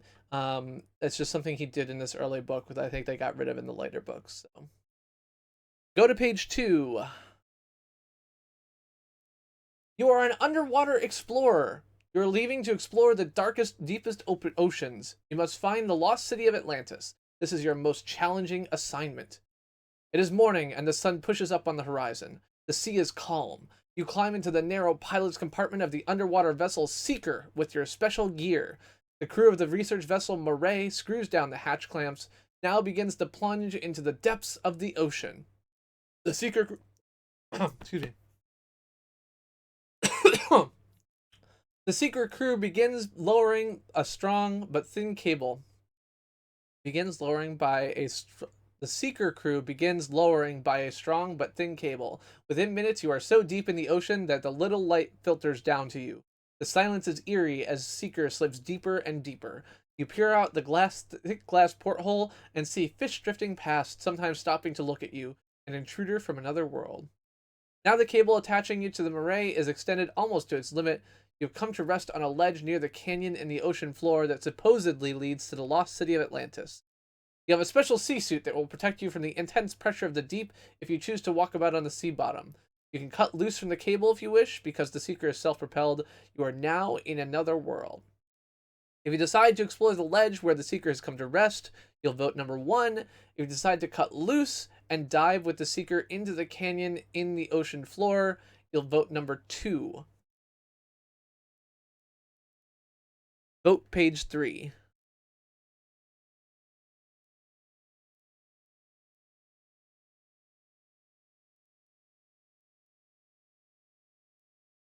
So 1 is with you in a is with you in your suit, and 2 is diving into the canyon. You gotta vote with the number, Natalie. The bot can't count words. Hello, Alex.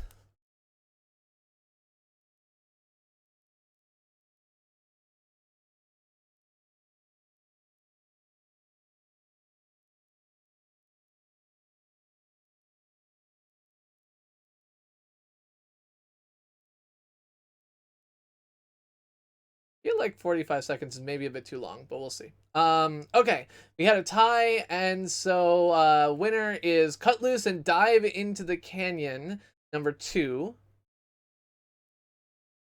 Turn to page 5. Your radio status report to the Murray and tell them you are going to cast off from the line and descend under your own power. Your plan is approved and you cast off the line. Now you are on your own. The Seeker slips noiselessly into the undersea canyon. As you drop into the canyon, you turn on the Seeker's powerful searchlight. Straight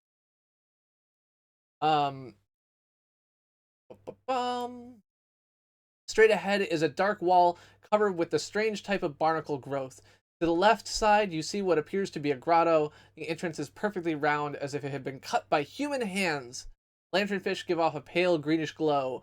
To the right of the Seeker, you see bubbles steadily rising from the floor of the canyon. If we investigate the bubbles, it'll be option 1. If you investigate the grotto with the round entrance, it'll be option 2. Vote page 5.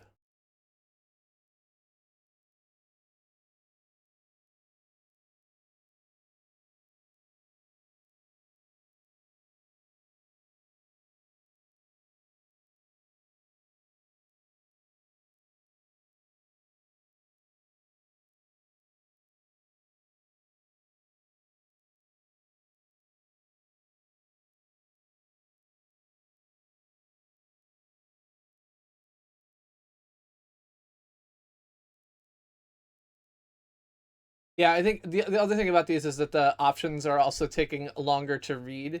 And so the that's part of it too. In this book, they're all going to be like that.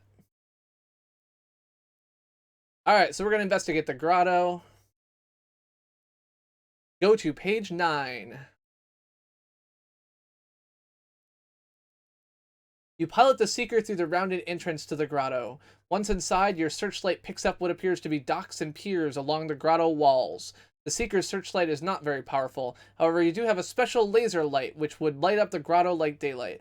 Unfortunately, the laser light can only be used twice for very short periods before it must be recharged above the moray, now more than 2,000 feet above you on the surface. 2,000 feet is not usually the bottom of the ocean. Whatever. So if we're going to decide to use the laser light, it'll be option 1. If we cruise further into the grotto, option 2. And the laser light can only be used twice. Vote page 9. On. Vote page 9.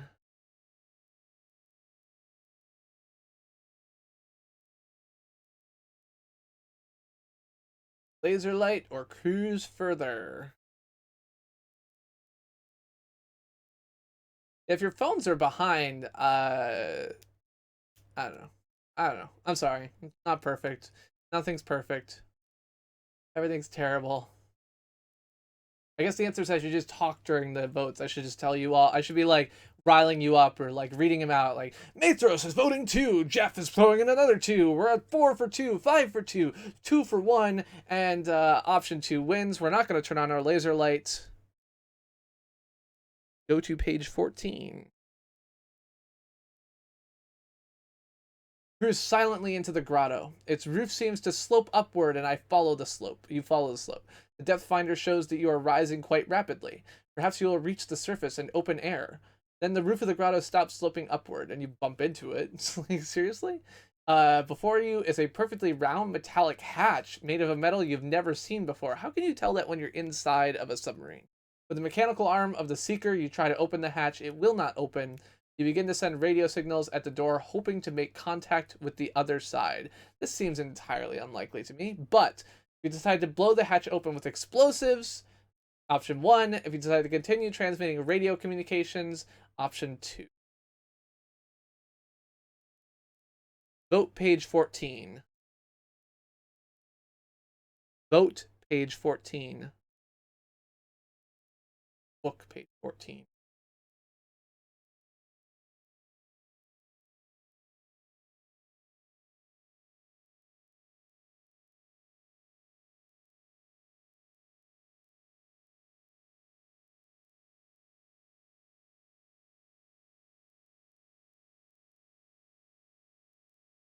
Blow the hatch or new radio transmission.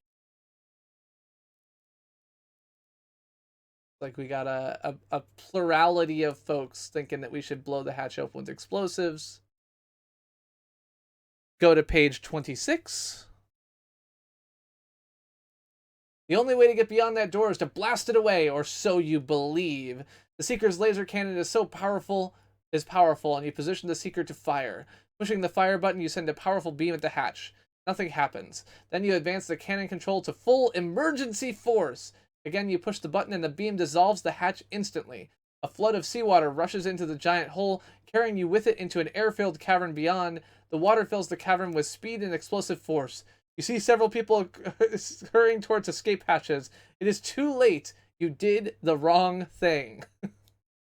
The end. All right, one down, 42 to go. All right, how far back do we want to go? We want to try and send more radio signals at this hatch? No, Brad, it's a big empty cavern.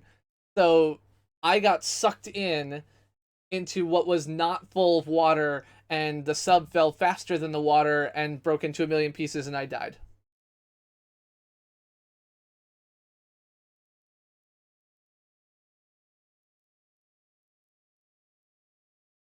Go to page 14. All right, so shall we transmit radio communications?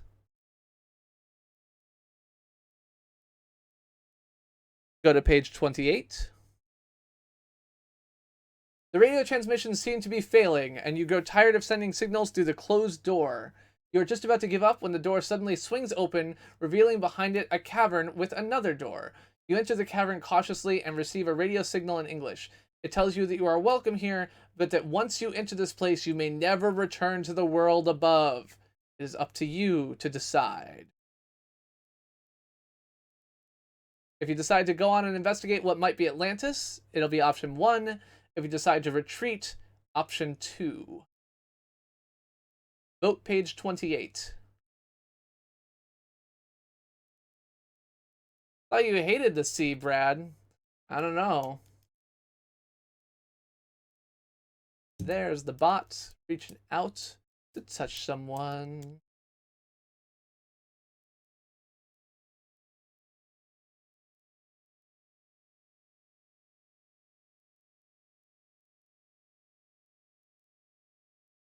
So as far as we know, on the other side of this like water airlock is air, so hopefully it'll be dry.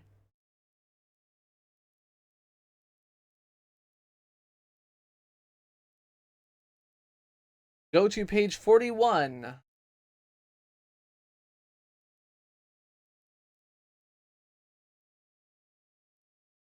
Go to page 41. You're greeted by a group of people who look like ordinary human beings, except there are gill-like slits on their necks. Their bare feet have skin between the toes, forming a web. They order you to put on your sea suit, pull you quickly from the seeker, and lead you towards their city. On the way, they show you the zoo, where there are animals from the world above the sea. There's a glass-like cage surrounding them filled with air, allowing them to live below the sea. The leader of the group explains that if you wish, you may either submit to an operation to have gills inserted so you may breathe underwater, or you may join the other animals in the zoo. If you agree to the operation to have gills, it'll be option 1. If you go to the zoo, it'll be option 2. Vote page 41. Are things doing okay for you now, AWOL? Is the timing that you've got now at least passable?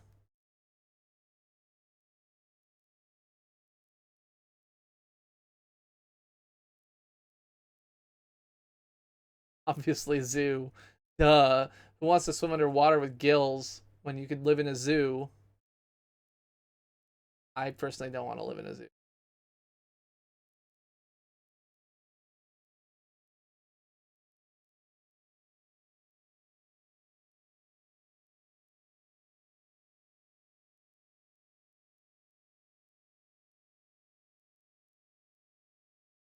Go to page 59. No, I refuse to have this insane operation. I don't want to become a fish. The Atlanteans try to convince you that life with them will be happy, useful, and long, yet you still refuse. Sadly, they give up their arguments and spray you with a special mist that immediately knocks you out. Several hours later, you gain your senses only to find that you are in an underwater air tank where you breathe naturally. Your closest neighbor is a horse who looks at you with sorrow and understanding.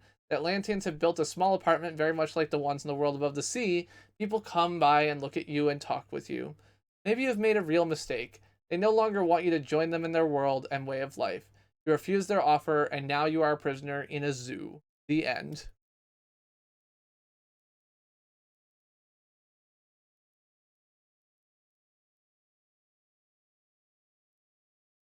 Where we were last. Lost track.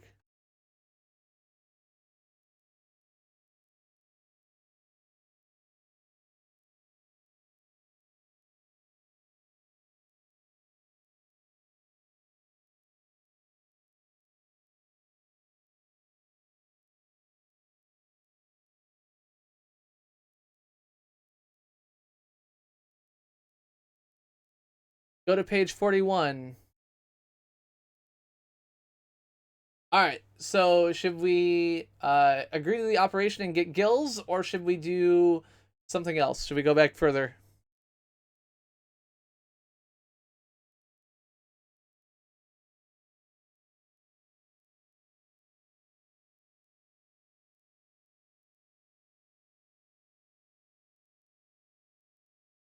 Go to page 58.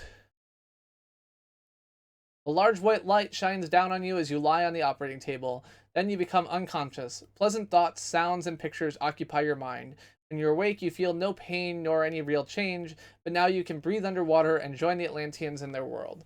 For several weeks, you explore the world under the sea as you have never seen it before. Without the heavy oxygen equipment on your back, you feel a marvelous sense of energy as you glide through a world of beauty. Your two guides have become very good friends, and they take you on adventures in the deep, exploring the ocean bottom and getting to know the fish and other sea creatures. It is a very exciting life indeed. You like it, but you regret that you will never again know the world above the sea. This is not really much of a different ending.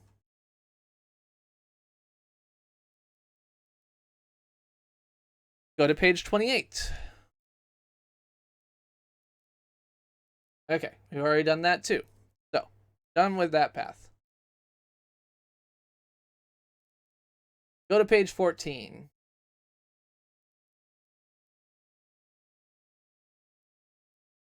Oh, wait, did I read that wrong? Go to page 28. Oh, okay. So we can decide whether we want to go into Atlantis, which we already did, or retreat. So your options here are retreat is option 1, and start the book over completely is option 2. Retreat, option 1. Start the book over completely, option 2. They have an air zoo AWOL.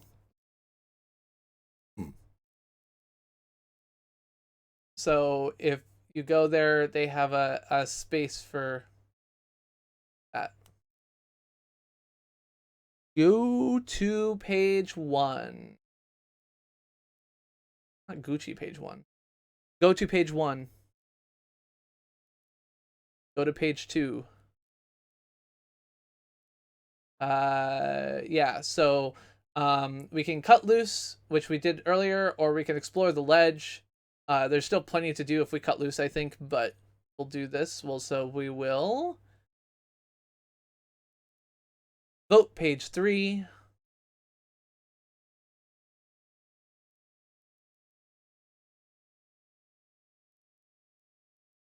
Explore the ledge, option 1. Cut loose, option 2.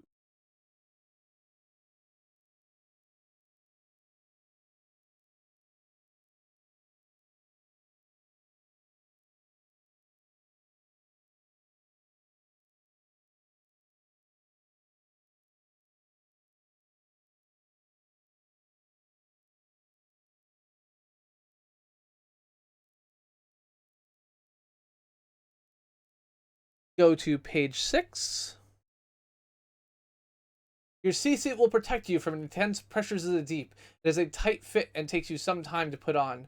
Finally, you slip through the airlock of the Seeker and stand on the ocean floor. It is a strange and marvelous world where your every move is slowed down. You begin to explore with your special handheld searchlight. You examine the ledge by the canyon. Suddenly, a school of bright yellow angelfish swim by, almost brushing by you. What made them move so fast? And are they being chased? Then you see it. The Seeker is in the grips of a huge sea monster. It is similar to a squid, but it is enormous. The Seeker is just a toy in its long, powerful tentacles. You seek shelter behind a rock formation. You know the spear gun you carry will be useless against this monster. It looks as though it will destroy the Seeker. Fish of all sizes huddle up with you in an attempt to escape the monster. If we're going to stay hidden close to the Seeker, it will be option 1. If we try to escape, it'll be option 2. Vote page 6. Hello, Missildine Online Raiders. You can choose whether we want to stay hidden or try to escape by typing the number 1 or 2 in chat.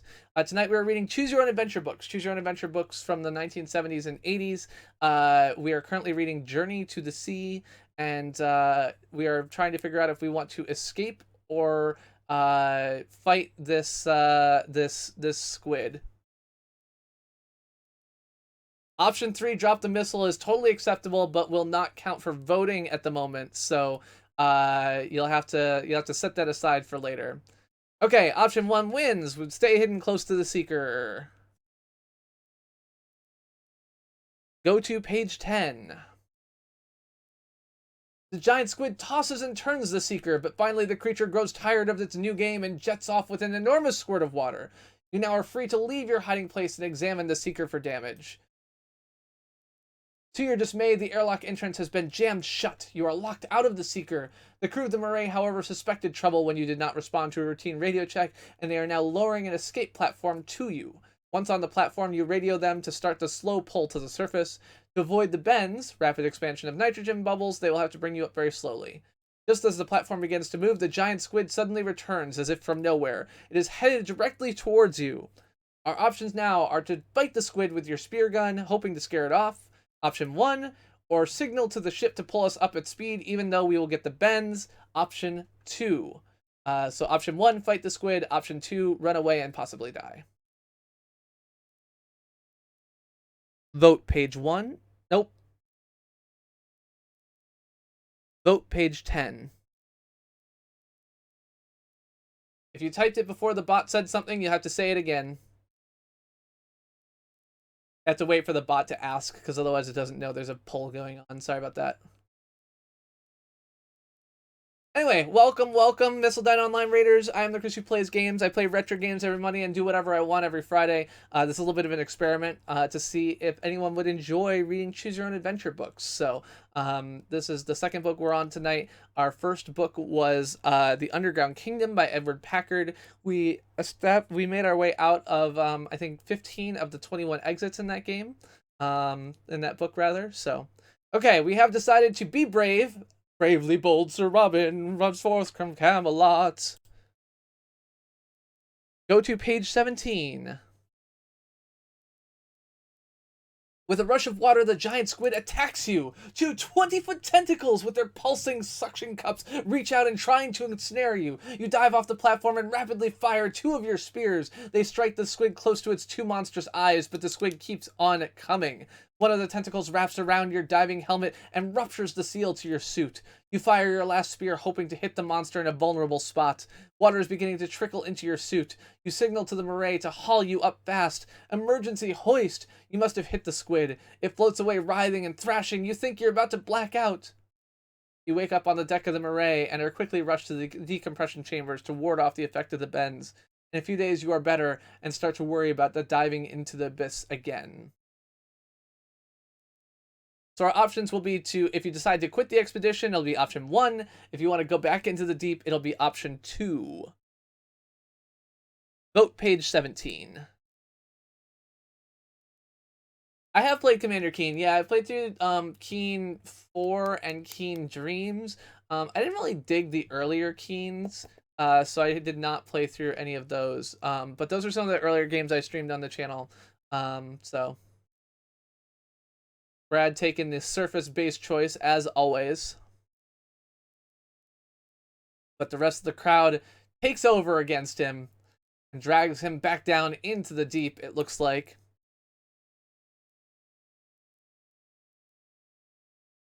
What do you think, bot? Winner is number 2 with 10 votes. Go to page 33. You can't resist the adventure beneath the sea. You must go down again, and after several weeks of rest, you enter the Seeker and slip quickly into the deep. You bring the Seeker to rest by the Great Canyon and the ocean bottom, and wearing your special suit, you venture into the depths. There are no signs of the giant squid, and you feel safe. Rounding a rock formation, you come upon the wreck of an ancient Greek ship. How strange to find this ship intact so far below the surface. What brought it here? Was it visiting Atlantis before the lost continent slipped beneath the sea? You take pictures and make notes in your special undersea book. Maybe this ancient ship hides the secret to Atlantis. If we're choosing to go aboard the secret ship, it'll be option 1. If we go back to the surface to report our findings, option 2. Vote page 33.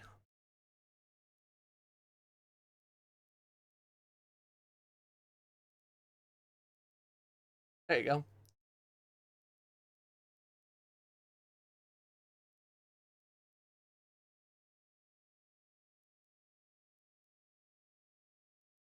Yeah, Brad really just belongs on the Murray. We'll just pretend that Brad is up there from now on. We don't have to worry about him anymore.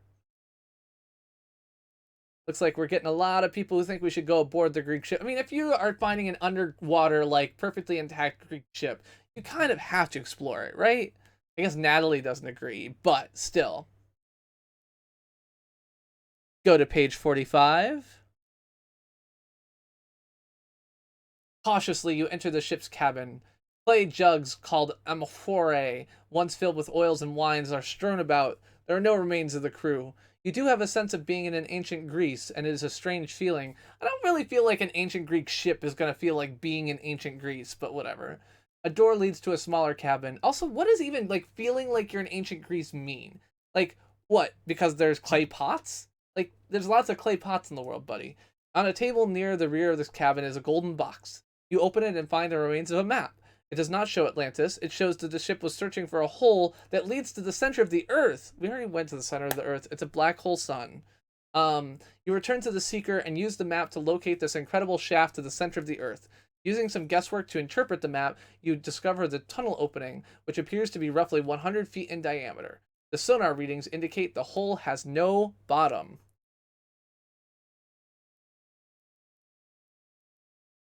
We're going to see if we decide to ascend into the hole, or descend into the hole, rather, is option 1. And if it's time to go back up to the surface, option 2.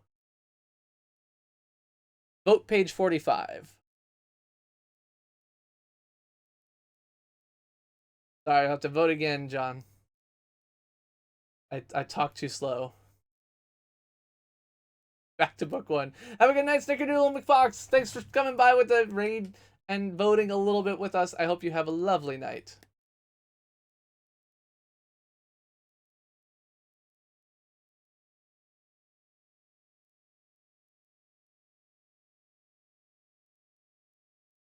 Yes. All right. We got hat spins. Got everything going here. Okay. Democracy wins, and yeah.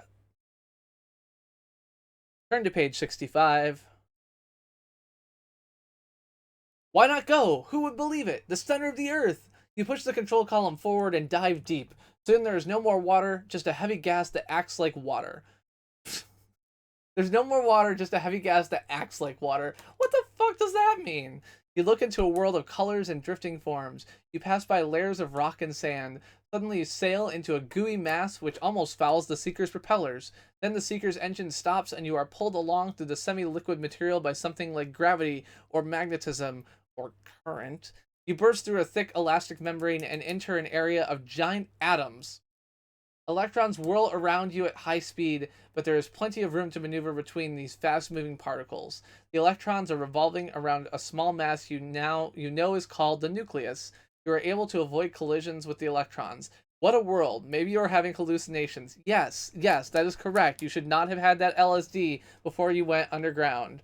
If you continue on this trip to the center of the Earth, it'll be option 1. If you turn back, option 2.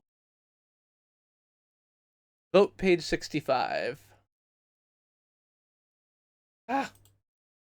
Vote page 65. There we go. I really should have added book as a synonym for vote because it seems like it mishears me say that a lot. All right. Seems like people are voting that they want to continue on the acid trip for whatever reason that is. I will say, Brad, that right now we're in a gas that behaves like a liquid. If we go back, then we're going to be back in water. So, at this point, maybe you just want to stay inside the nucleus of this giant atom triggered by the acid, like the goofy LSD trip that we're on. Go to page 88. The electrons whirl about you at dizzy speeds, and you continue until you get to a spot where your instruments indicate that there is no time. What the fuck would your instruments indicate that? The clock, like, a clock does not actually measure time. Like, it measures a lot of different, whatever.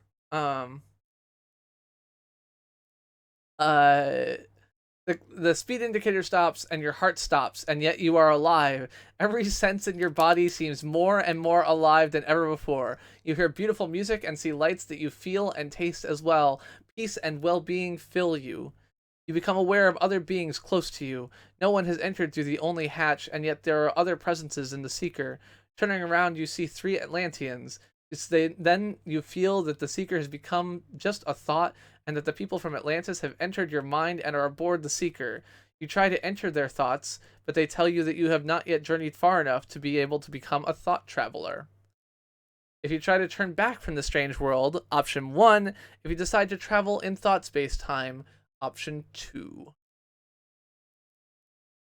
Vote page 88.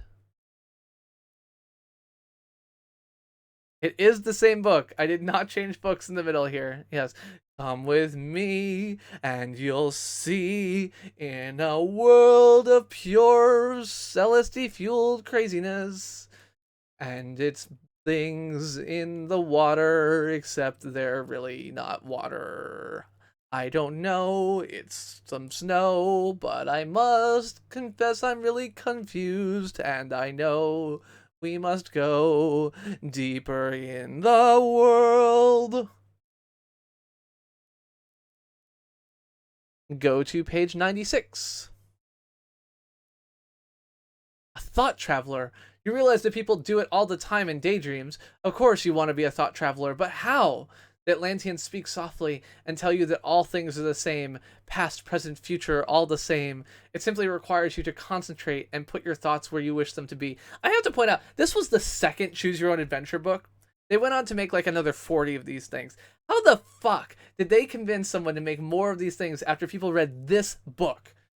Anyway, you try, and amazingly, you are rapidly rushed through time to the day you were born, then to the day you made your first deep-sea dive. Your mind flies from one time in your life to another, but when it comes to the future, you meet a blank wall. You can't seem to travel in the future. Why can't I travel ahead in time, you ask the Atlanteans. Be patient, they reply, all in good time. Suddenly, you whirl through time to the outer reaches of the universe where you can actually feel the light going through you. You cast no shadow. A sense of peace fills you. If we decide to drop out of thought travel and return to Earth life, turn to page 110. If not, the end. I don't know if I actually made this a vote, so we'll see. Vote page 96.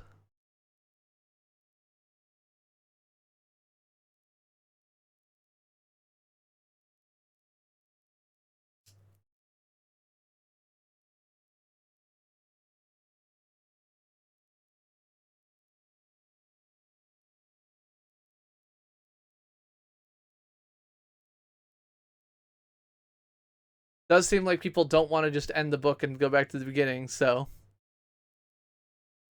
The whole. I think. Keep in mind, this is the second one. They would have just been getting into the format. Like this is. I'll give them a little bit of credit, but still. Go to page 110.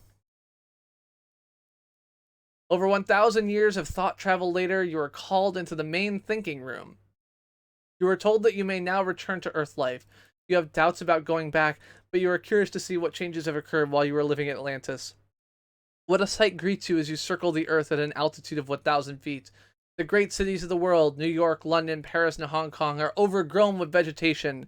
The roads leading into the city is very barely visible, but you see signs of new settlements. There are clusters of buildings spread out in the countryside. You don't see any smokestacks. There are few roads and no cars. The people live a simple life, providing themselves with food, shelter, and clothing. You wish to join them. What a fucking weird ending. Hello, Foodereer.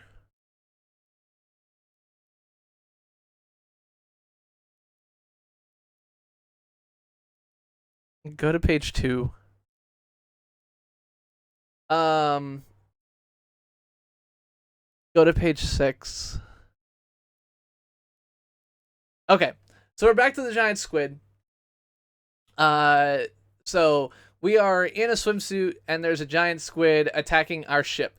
We can either stay hidden close to our ship, the Seeker, or we can try to escape in the hope that rescuers will see us. So before we stayed hidden close to the Seeker, we can do that again. There are more options that way, or we can try to escape in the hope that rescuers will see us. So, 1 is stay close, 2 is escape. Vote page 6.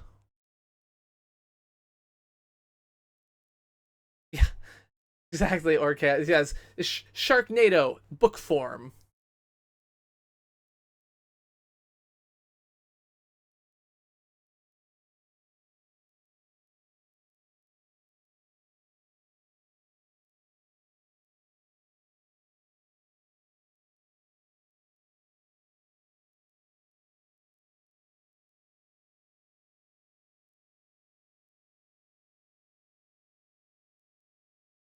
Vote, vote. Gotta tell me which way you want to go. Oh shoot. Okay, good. No idea. All right, good. Go to page 12. Moving cautiously, you climb up the sides of the canyon, hoping to reach the ocean floor. You leave the seeker in the grips of the giant squid. Your plan is to signal for help with a dye marker that will float to the surface and make a bright yellow patch in the water. The crewmen above have been instructed to watch for such emergency signals. They will send help. Once you reach the ledge above the canyon and feel slightly safer, you see the most feared of all sea creatures, a huge shark. It begins to circle towards you, and you know that you are its target. You wonder whether you should fire your emergency propulsion charge that will send you rapidly to the surface. The shark is fast. He might catch you anyway. You also know that you will get the bends from the rapid rise to the surface. If you decide to fire the special propulsion charge to get to the surface, option 1. If you decide to wait quietly, hoping the shark will go away, option 2. Vote page 12. Vote page 12. You gotta wait for the bot. Wait for the bot. Especially because I keep messing up the words because it can't hear me distinguish between book and vote.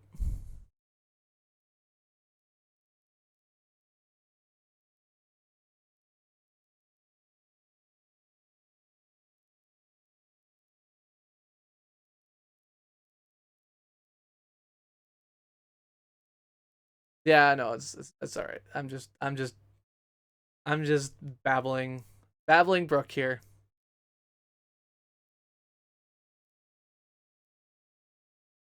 Go to page 21. You fire the special propulsion charge and zoom upward through the water, frightening schools of fish as you go. You become dizzy and lose track of where you are. The world seems upside down. The shark is nowhere around, you hope. Then you break through the surface, floating about a half-mile from the moray. The lookouts spot you in the water and quickly rescue you. Unfortunately, the rapid ascent has given you a bad case of the bends. It takes a long time to decompress. And when you're finally alright, the ship's doctor informs you that your underwater days are over. Someone else will have to find Atlantis.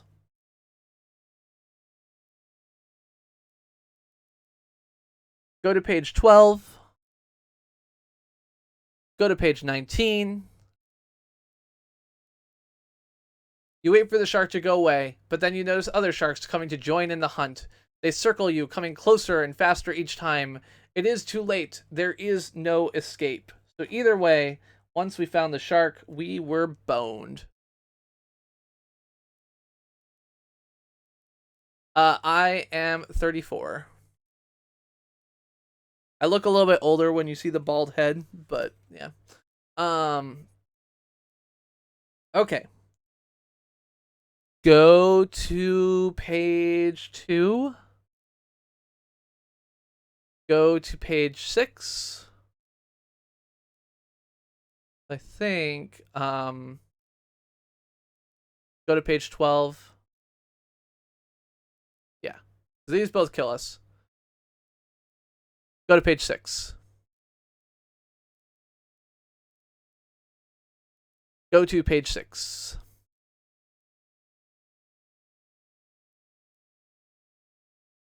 Turn to page 10. So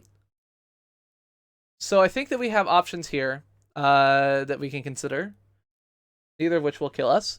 The giant squid tosses and turns the seeker, but finally the creature grows tired of its new game and jets off with the enormous squirt of water. I'm now free to leave my hiding place and examine it for damage. Unfortunately, the airlock is jammed shut. You are locked out of the seeker. The crew of the Moray suspected trouble, sent down a platform. Just as the platform begins to move, the squid comes back. So do we fight the squid, or do we tell the ship to pull us up at top speed, even knowing we will get the bends? So that is option 1, to fight the squid. Option 2, to pull us up. Vote page 10.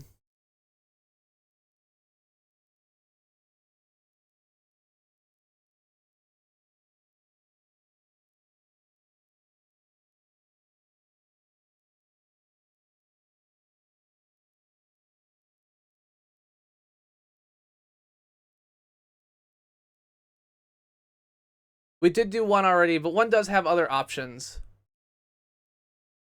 So we got into Atlantis in a couple different ways. Brad would point out that at one point we got a little air apartment in Atlantis, which is mostly filled with water, and got to be friends with a horse, which is, certainly an option. Go to page 18. As they begin the rapid hauling, you lose your ability to function in the deep. You start to get dizzy and your arms and legs feel weak. You lose your hold on the platform and drift in the water, exhausted. Then you see a dolphin heading towards you. You know that those marvelous mammals sometimes help people in trouble. Will it help you? If we try to get help from the dolphin, it'll be option 1. To carry on alone swimming to the surface, option 2. Vote page 18.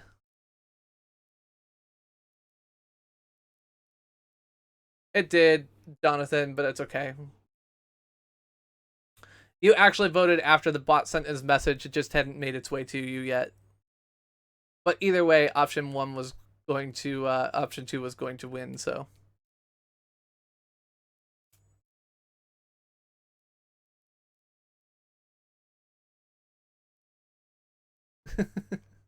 You think the dolphins are more trouble than they're worth?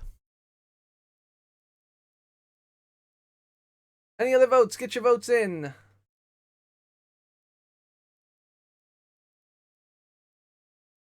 Go to page 34. The dolphin looks at you, and you even imagine that he is smiling at you. You grab one of his flippers, and with a powerful switch of his body, the dolphin swims upward. In a short time, you break through to the surface. You blink in the bright sun. The moray is nowhere in sight. You are lost far at sea. The dolphin dives beneath the surface with you still clinging to him. He speeds off, and within 20 minutes, you are next to the moray. The dolphin must have heard the moray's engine noises underneath the water. Once aboard, everyone congratulates you on your escape. You will go down again, but the thought keeps haunting you. What if your luck has run out? If you decide to dive again, it'll be option 1. Decide to give up, it'll be option 2. Go to page 34. Sorry. Vote page 34. A second. Vote page 34. Sorry, my mic is being... Vote page 34. Okay, now you can all vote again. Sorry about that.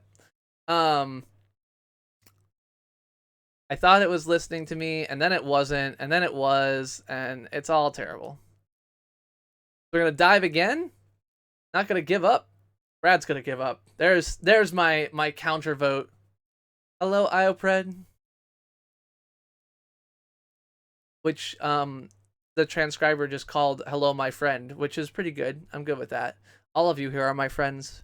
I'm the Chris who plays games, by the way, playing retro games every Monday at 9:15, whatever I feel like, every Friday at 9:15. Today we are doing Choose Your Own Adventure books. Go to page 48. Again, the seeker is lowered over the side of the moray and slips into the ocean. Fish swim by, peering cautiously at you in your metal shell. The sunlight fades as you descend into the abyss. You are headed for the Great Canyon below that might lead to Atlantis. When you reach the canyon, you switch on the seeker's searchlight. Immediately, you spot the round hole that appears to be made by intelligent beings. Perhaps it leads to Atlantis.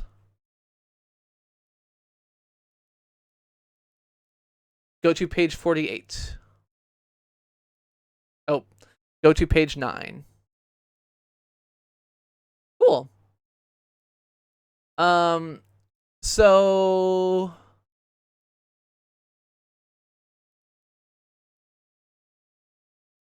we have been in this grotto before. So I pilot the seeker through the rounded entrance to the grotto. Once inside, your searchlight picks up what appear to be docks and piers along the grotto walls. The seeker's searchlight is not very powerful. However, you do have a special laser light which could light up the grotto, but I can only use it twice, and before it must be recharged. So if you decide to use the laser light, option 1. You decide to cruise further into the grotto, option 2. Vote page 9. Which new feature is that? Is that the super chat emojis, or is it something different and new? I don't know what new feature is.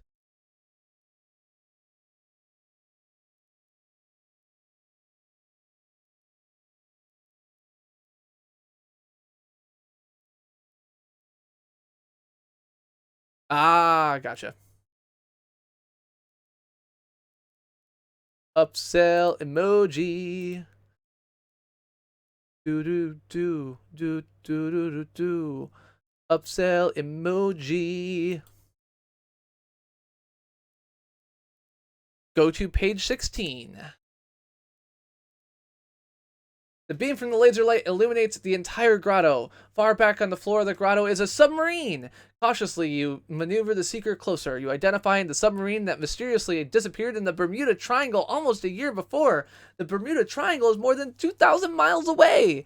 The submarine is almost apparently not damaged, but it is covered with a slimy algae. Beautiful fish swim around it as though it is their own special prize. Then you notice that the main hatch is free of algae. If you try to enter the submarine, option 1. If you try to cruise on through the grotto, option 2.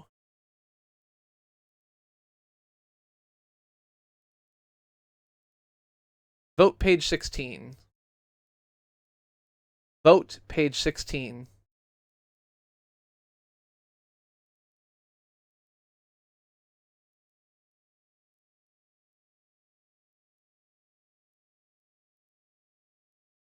Pat, why are you so slow? Ugh.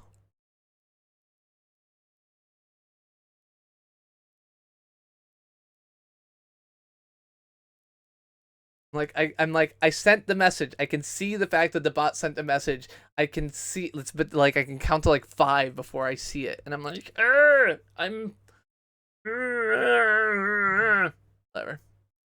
whatever. That's awesome, Iopred. I want my super chat for good icon back. It went away. I had it for a little while, and then it went away. Go to page 29. The submarine is indeed mysterious. You now have on your suit and you open the hatch on the conning tower and enter the sub. It is amazingly clean and in order. There are no signs of life, but there are also no signs of struggle or trouble. In the control room, you see a piece of mystifying equipment that doesn't belong in the sub. A voice begins telling you that thousands of years ago, the leaders of Atlantis realized that their continent was slipping into the sea. They discovered a large underground cavern and built new forms of living quarters for their people. Later, when Atlantis was deep beneath the ocean... Like, wait a second. Okay, I'm Atlantis.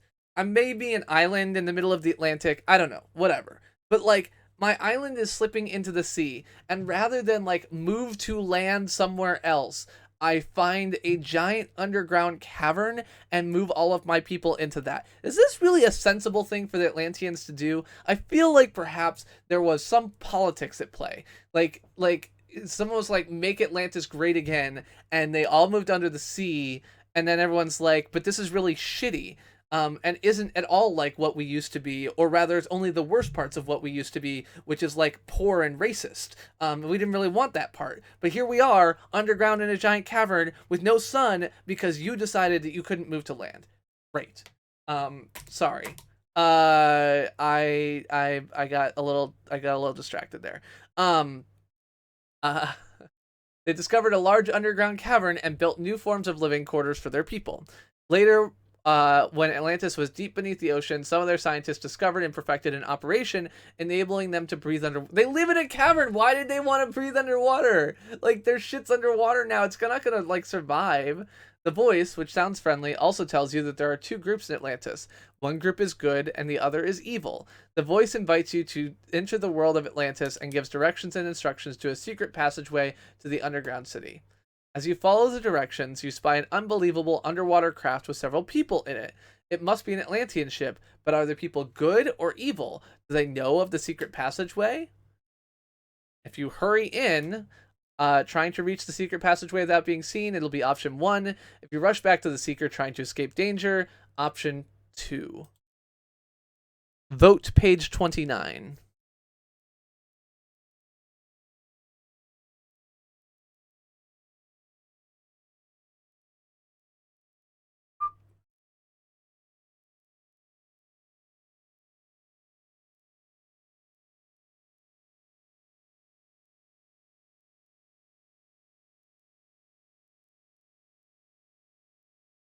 Why is the bot not doing its thing? I fucked up the... Okay, that's fine.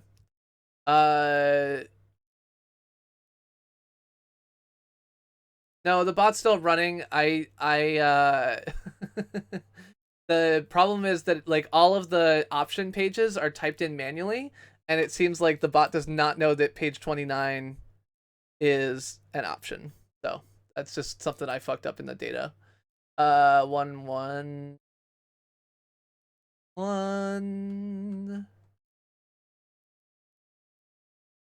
Okay. Go to page 43. Oh shit. Go to page 43. You escape being seen by the submarine craft. Following the instructions, you enter a passageway. At the end of the passageway is an airlock door, and beyond it is an incredible large air-filled cavern. Perhaps it is the inside of an extinct volcano. The land is pleasant, although strange to your experience. A soft substance covers the ground. It seems to be alive, you can't tell. A gentle light comes from the sides of this huge cavern. It reminds you of the early morning light just before the sun rises. A group of people approach you. Where the fuck is that light coming from? Fine, whatever. A group of people approach you with friendly gestures. They are wearing simple clothes, much like the clothes the people wore in ancient Greece. They are kind and generous. You remove your diving suit to find that the air is good to breathe. These people speak a language that is unknown to you, but one of them acts as an interpreter. You find out that this is Atlantis. They tell you it is governed by a man who is greedy, selfish, and dangerous. Hey, look, I'm not wrong. The people are like slaves. Everyone is unhappy except a few who serve the ruler as his lieutenants. These new friends ask for your help. Perhaps you can help them escape. If you decide to leave your new friends and search for the ruler, option 1. If you decide to help your new friends escape, it'll be option 2. Vote page 43.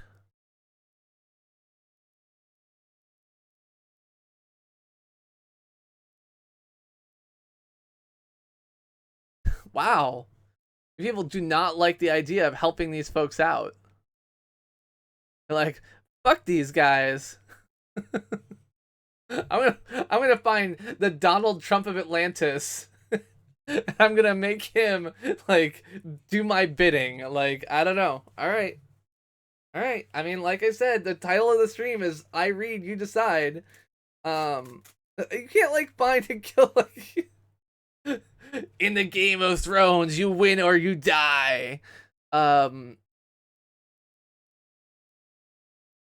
to page 60. It doesn't take you long to find the king. One of his countless agents leads you to him. He is in a small, simple room with a strange light glowing from the rounded ceiling. So, you have found your way here after all. Put your mind at rest. I won't hurt you. The king's booming voice startles you. That sounds better. He invites you to sit down.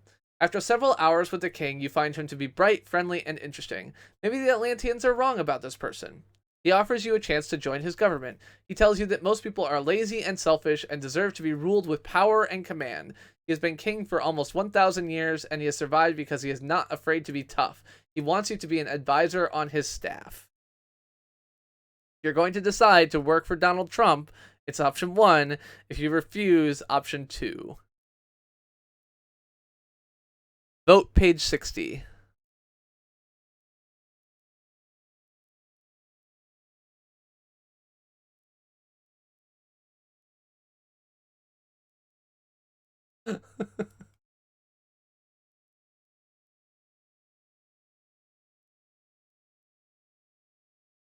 Yeah, It's like, yeah, I just like, Gothine, we are reading the second Choose Your Own Adventure book. This is Journey to the Sea, Journey to the, I don't know, Journey to Atlantis, something like that. And we are currently trying to decide if we are taking over and overturning things from the inside or not. My vote, it seems, my influence, I exerted my undue influence as the streamer, and we've decided to refuse. I expect we're going to die shortly, so I'll write down page 60 and we'll come back here and try the other path in a moment. Go to page 82.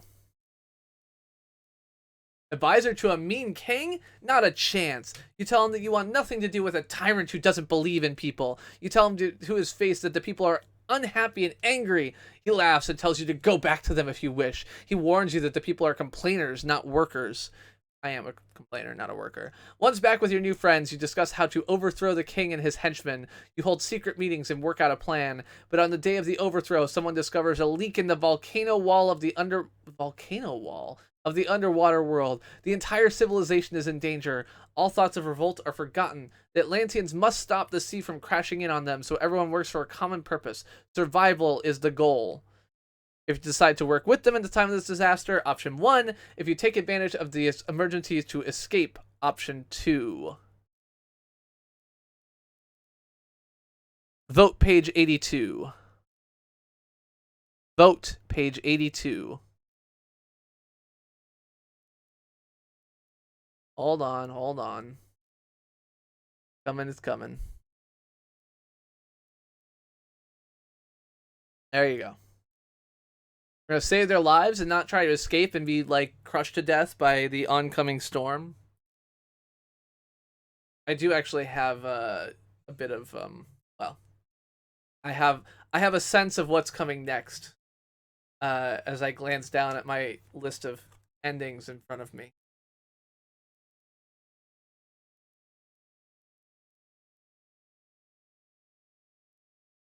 Go to page 112. Years ago, the Atlanteans had worked out emergency procedures, but most people had forgotten them. One old person remembers where the emergency instructions and equipment are kept. You and the Atlanteans work without stop for 72 hours, pumping out the flooding waters and building a special retaining wall around the volcanic crack. Finally, the last pump is shut off. You are all exhausted, but you've won your battle against the sea. Like, but that's the end? That's the end of the story? Is like, we just fucking forget about a revolt because we had to build a wall? Alright. So just so you know what would happen if you decided to try to escape, go to page 114. With everyone worried about the sea crashing in, no one will notice you if you try to escape. You run down a long, little-used corridor that leads to the sea. The exit door is heavy and rusty from not being used. You push with all your might, and finally it swings open into an airlock to the open water. You push the emergency release button and shoot into the water. The seeker is where you left it, and once inside, you head for the surface where Murray waits for you.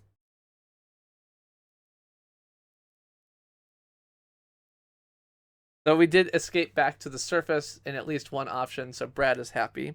All right, so now we have worked against the king. Didn't really work out so great for us. We did not successfully revolt. Go to page 60. Go to page 80. An advisor to a king. What a chance. Maybe the king has ruled so long he is out of touch with the people. Perhaps as his advisor you can help the people get what they want. You won't believe the people are lazy and selfish. The king just needs a new point of view. You're appointed the king's special advisor on the problems of research on food and shelter. You immediately call general meetings of all the people to discuss the food program and the work schedules. The king is so glad to have someone else take over the problems that he leaves it in your hands entirely. He gives you land and a large salary. You set up new programs and schedules. The people are involved in the planning and the work. You listen to their complaints and their ideas. Life under the sea is rich and full. The people are hardworking and good. It was a wise decision to remain. See, I'm just gonna have to say no. No, that's not how it works, but whatever. Fine. Create some, whatever. Sounds like my old job. working with the people. Let's just be clear though, there was no king I took over for. I invented the position, and then my employer decided that if I continued to do it, they would fire me. So, you know, there are better paths. Um Go to page 9. All right, so AWOL, I guess there's actually page 8. So at one point, AWOL, you were trying to decide if we wanted to analyze the bubbles. So carefully, you maneuver the seeker between the walls of the canyon. On the floor of the canyon, you discover a large round hole out of which flowed the large bubbles. The seeker is equipped with scientific equipment to analyze the bubbles. It also has sonar equipment that can measure the depth of any hole. So if we're going to measure bubbles, option 1, taking sonar readings, option 2, vote page 8.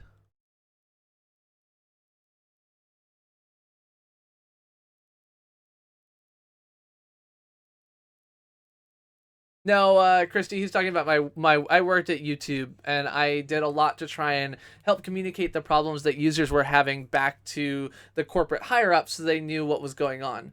Well, less the corporate higher ups and just like engineers who are working on shit, really. So, working with the people in the community and trying to get them to have a better life is one of the things that I did when I was at YouTube. Unfortunately, that was not always appreciated. It's whatever. Like, PR for YouTube is hard, so it is what it is. Go to page 11. Come on, seriously. Go to page 11. You squeeze into your sea suit, and outside the seeker, you use special equipment to analyze the bubbles. As you work, you clumsily knock against the valve that dumps the compressed air necessary to make the seeker rise to the surface. There's nothing to be done about it, so you continue to analyze the bubbles. So wait, like, my submarine goes up, and I'm just like, fuck it, like, bubbles. They contain a high percentage of oxygen and no poisonous gases. Perhaps they are coming from some area beneath the sea where the human-type beings can live and breathe. Perhaps they are coming from Atlantis. You wonder whether you should try the Seeker's drilling arm. Didn't the Seeker just go up? To enlarge the source of the bubbles so you can explore it with the Seeker, but you're also worried the Seeker's loss of rising capability. You might be able to trap the bubbles and use them to rise the Seeker. Used. Oh, I did it the other way around. Okay. So the Seeker is still down here, but I can't go up. Not the other way. Okay. If you try to collect the bubbles coming from the hole to fill the tanks in the Seeker, turn to page to choose option 1. If you decide to drill, option 2. Vote page 11.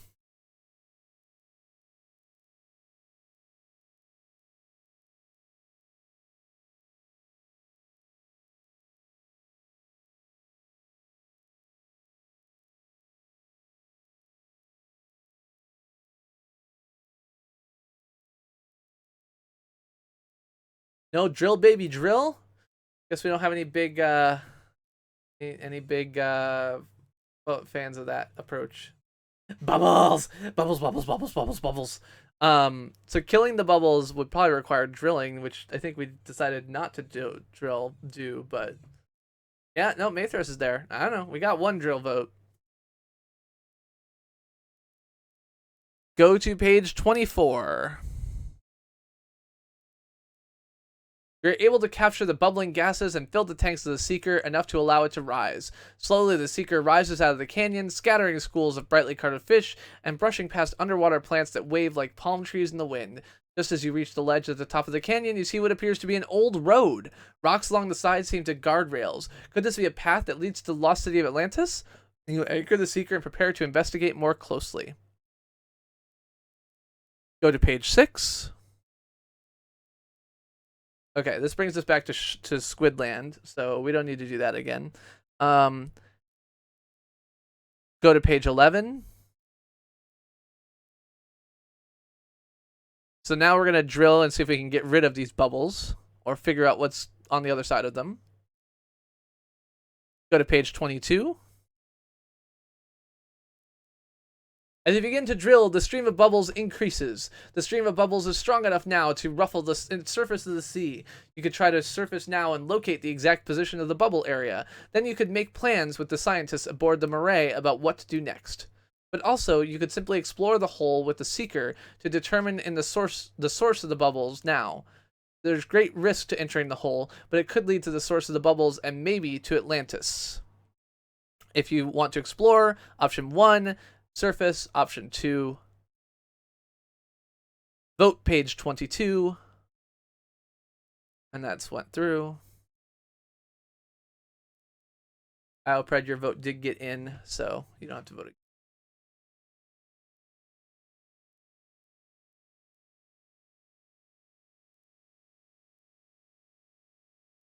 We already became the ruler. The ruler wandered off, and we became the ruler.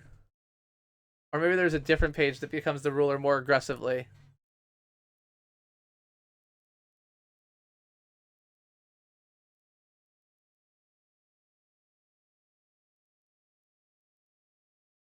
Go to page 38. That did not work. Go to page 38. You decide to guide the seeker into the new passageway to the bubble source. Suddenly, the seeker is swept downward as if pulled by a giant magnet. You lose consciousness. When you awake, you are in a well-lit, and comfortable room.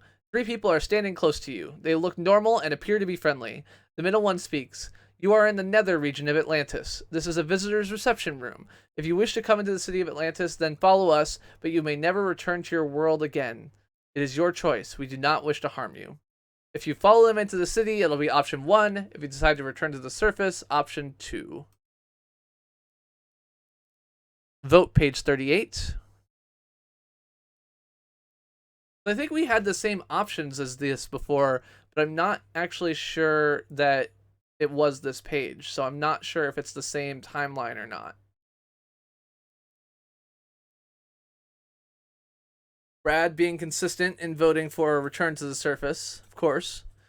But I don't think he's going to win. We're going to follow them into Atlantis and see if we've already ended up on this page or not. I can say that the next page does not kill us. Given how, like, these storylines are long. Go to page 55. Yeah, we definitely did not see this because that child on the left is super creepy. The 3 people lead you into an enormous cavern. In the center of a cavern is a huge silver-colored machine. It is shaped like a long tube with several round panels attached to one end. They lead you inside. It is the most advanced control room that you've ever seen.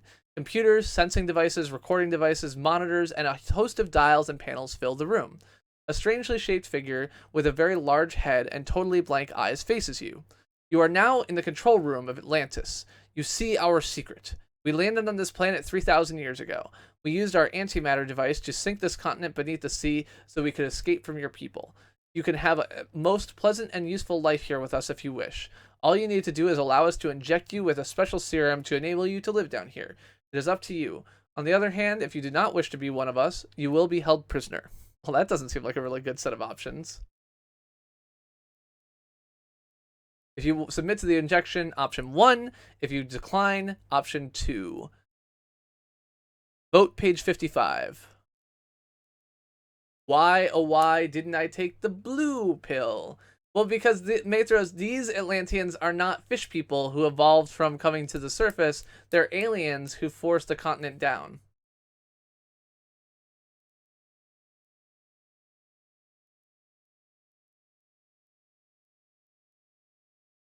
I will say that one of these options does have an immediate end.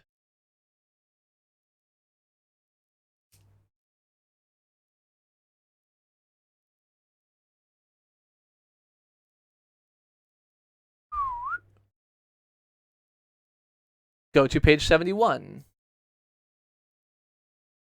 Perhaps you are just being foolish, but you decide to join them. The injection is painless and you feel no different than before. They lead you to a comfortable room where you all share a special tea in celebration of your decision. You see, all living things are basically the same. Everything is connected in life. We have come from a different planet in search of other living beings. We have to be very careful about taking new people to our planet. Some of your people seek us out, just like you. We chose carefully. You're amazed at what they say. A choice is given to you. You can either journey with them through space and time to their planet, or you can remain in underwater Atlantis as a worker recording information about life on Earth. Why are they going back to their planet? Like, how they've been here for 3,000 years and they're just going now, like, just because I showed up? Weird. Anyway, if we decide to travel with them, it'll be option 1. If we stay in Atlantis, option 2. Vote page 71.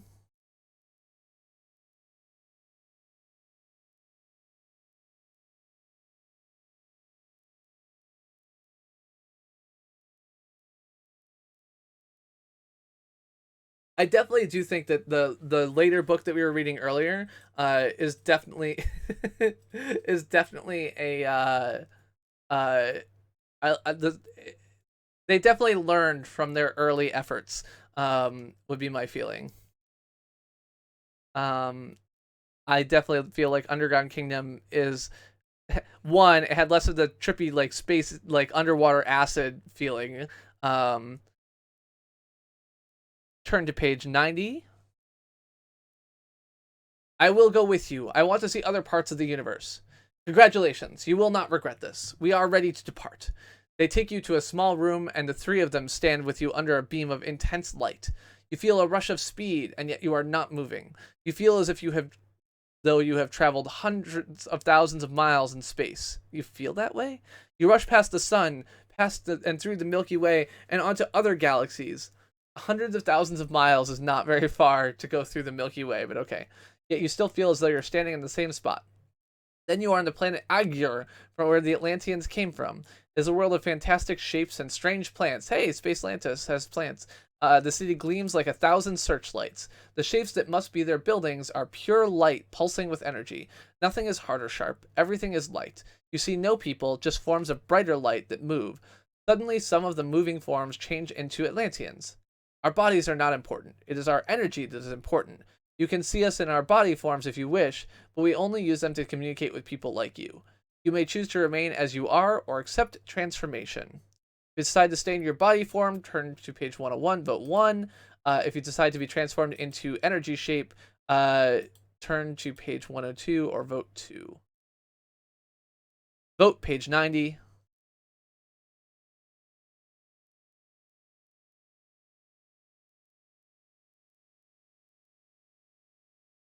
Or stay as humans, or are we going to turn into weird energy beings?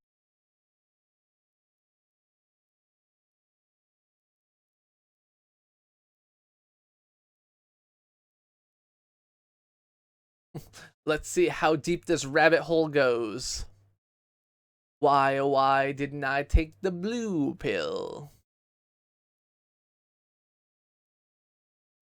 We can also come back after we exhaust this timeline and fill out the other one. Go to page 101. You just can't give up your body. It might be alright for the Atlanteans to move about as pure energy, but you have not reached a point where you are willing to risk what you are for what they are. It is strange wandering about with bright glowing blobs of energy moving with you. They ask you to give talks about life on Earth as you know it, and you agree. For 2 years, you meet with the Atlanteans in their pure energy forms and talk about Earth and how people live and what they do. The Atlanteans are interested in all aspects of Earth life, the technology, politics, wars, and religion. Is that all the aspects of Earth life? Because I feel like there's also like parties, alcohol. You ask them why, but they never give you a direct answer. Then one day you look down at yourself and see only bright glowing energy. With horror, you realize you have become one of them. Go to page 102. This is the other option. Go to page 102.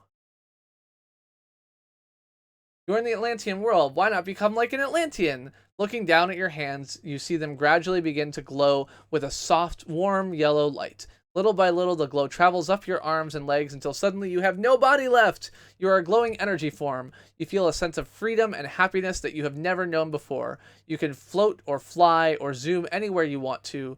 No walls stop you. You just melt through them. You don't need food or rest. You can travel through time, and you can travel instantly back to Earth in your energy form. You feel this is the way you want to be. You know.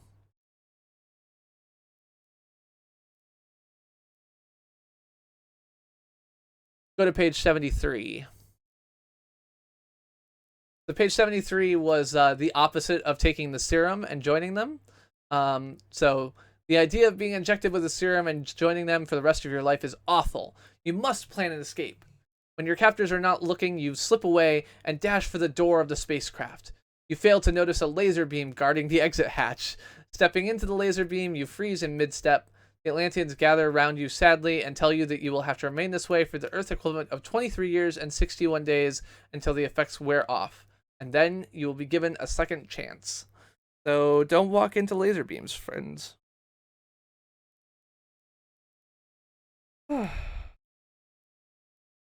So far, we have pulled out 12 of the 43 exits in this particular book.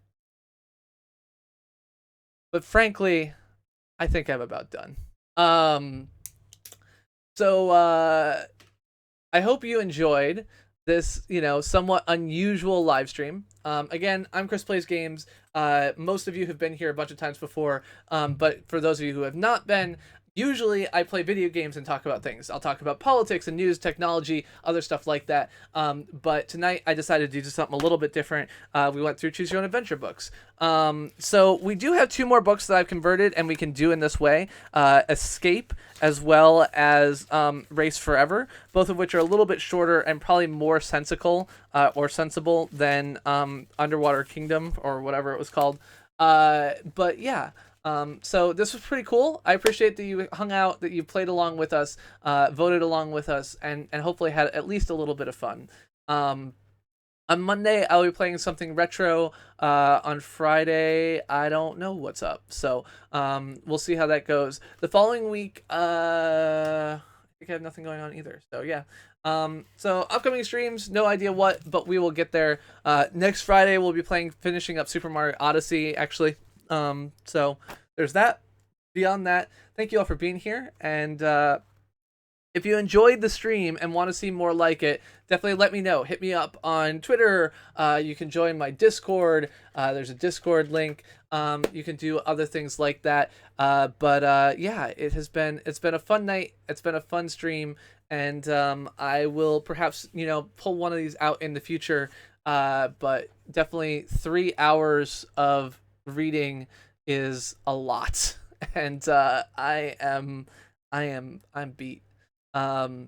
We will pull out for those latecomers who are just coming here. Just so you know, what we've been doing tonight is reading Choose Your Own Adventure books. We have I'm going to read through 2 more of the ends of this book, and so you can see what options we did not get to tonight. So here we go.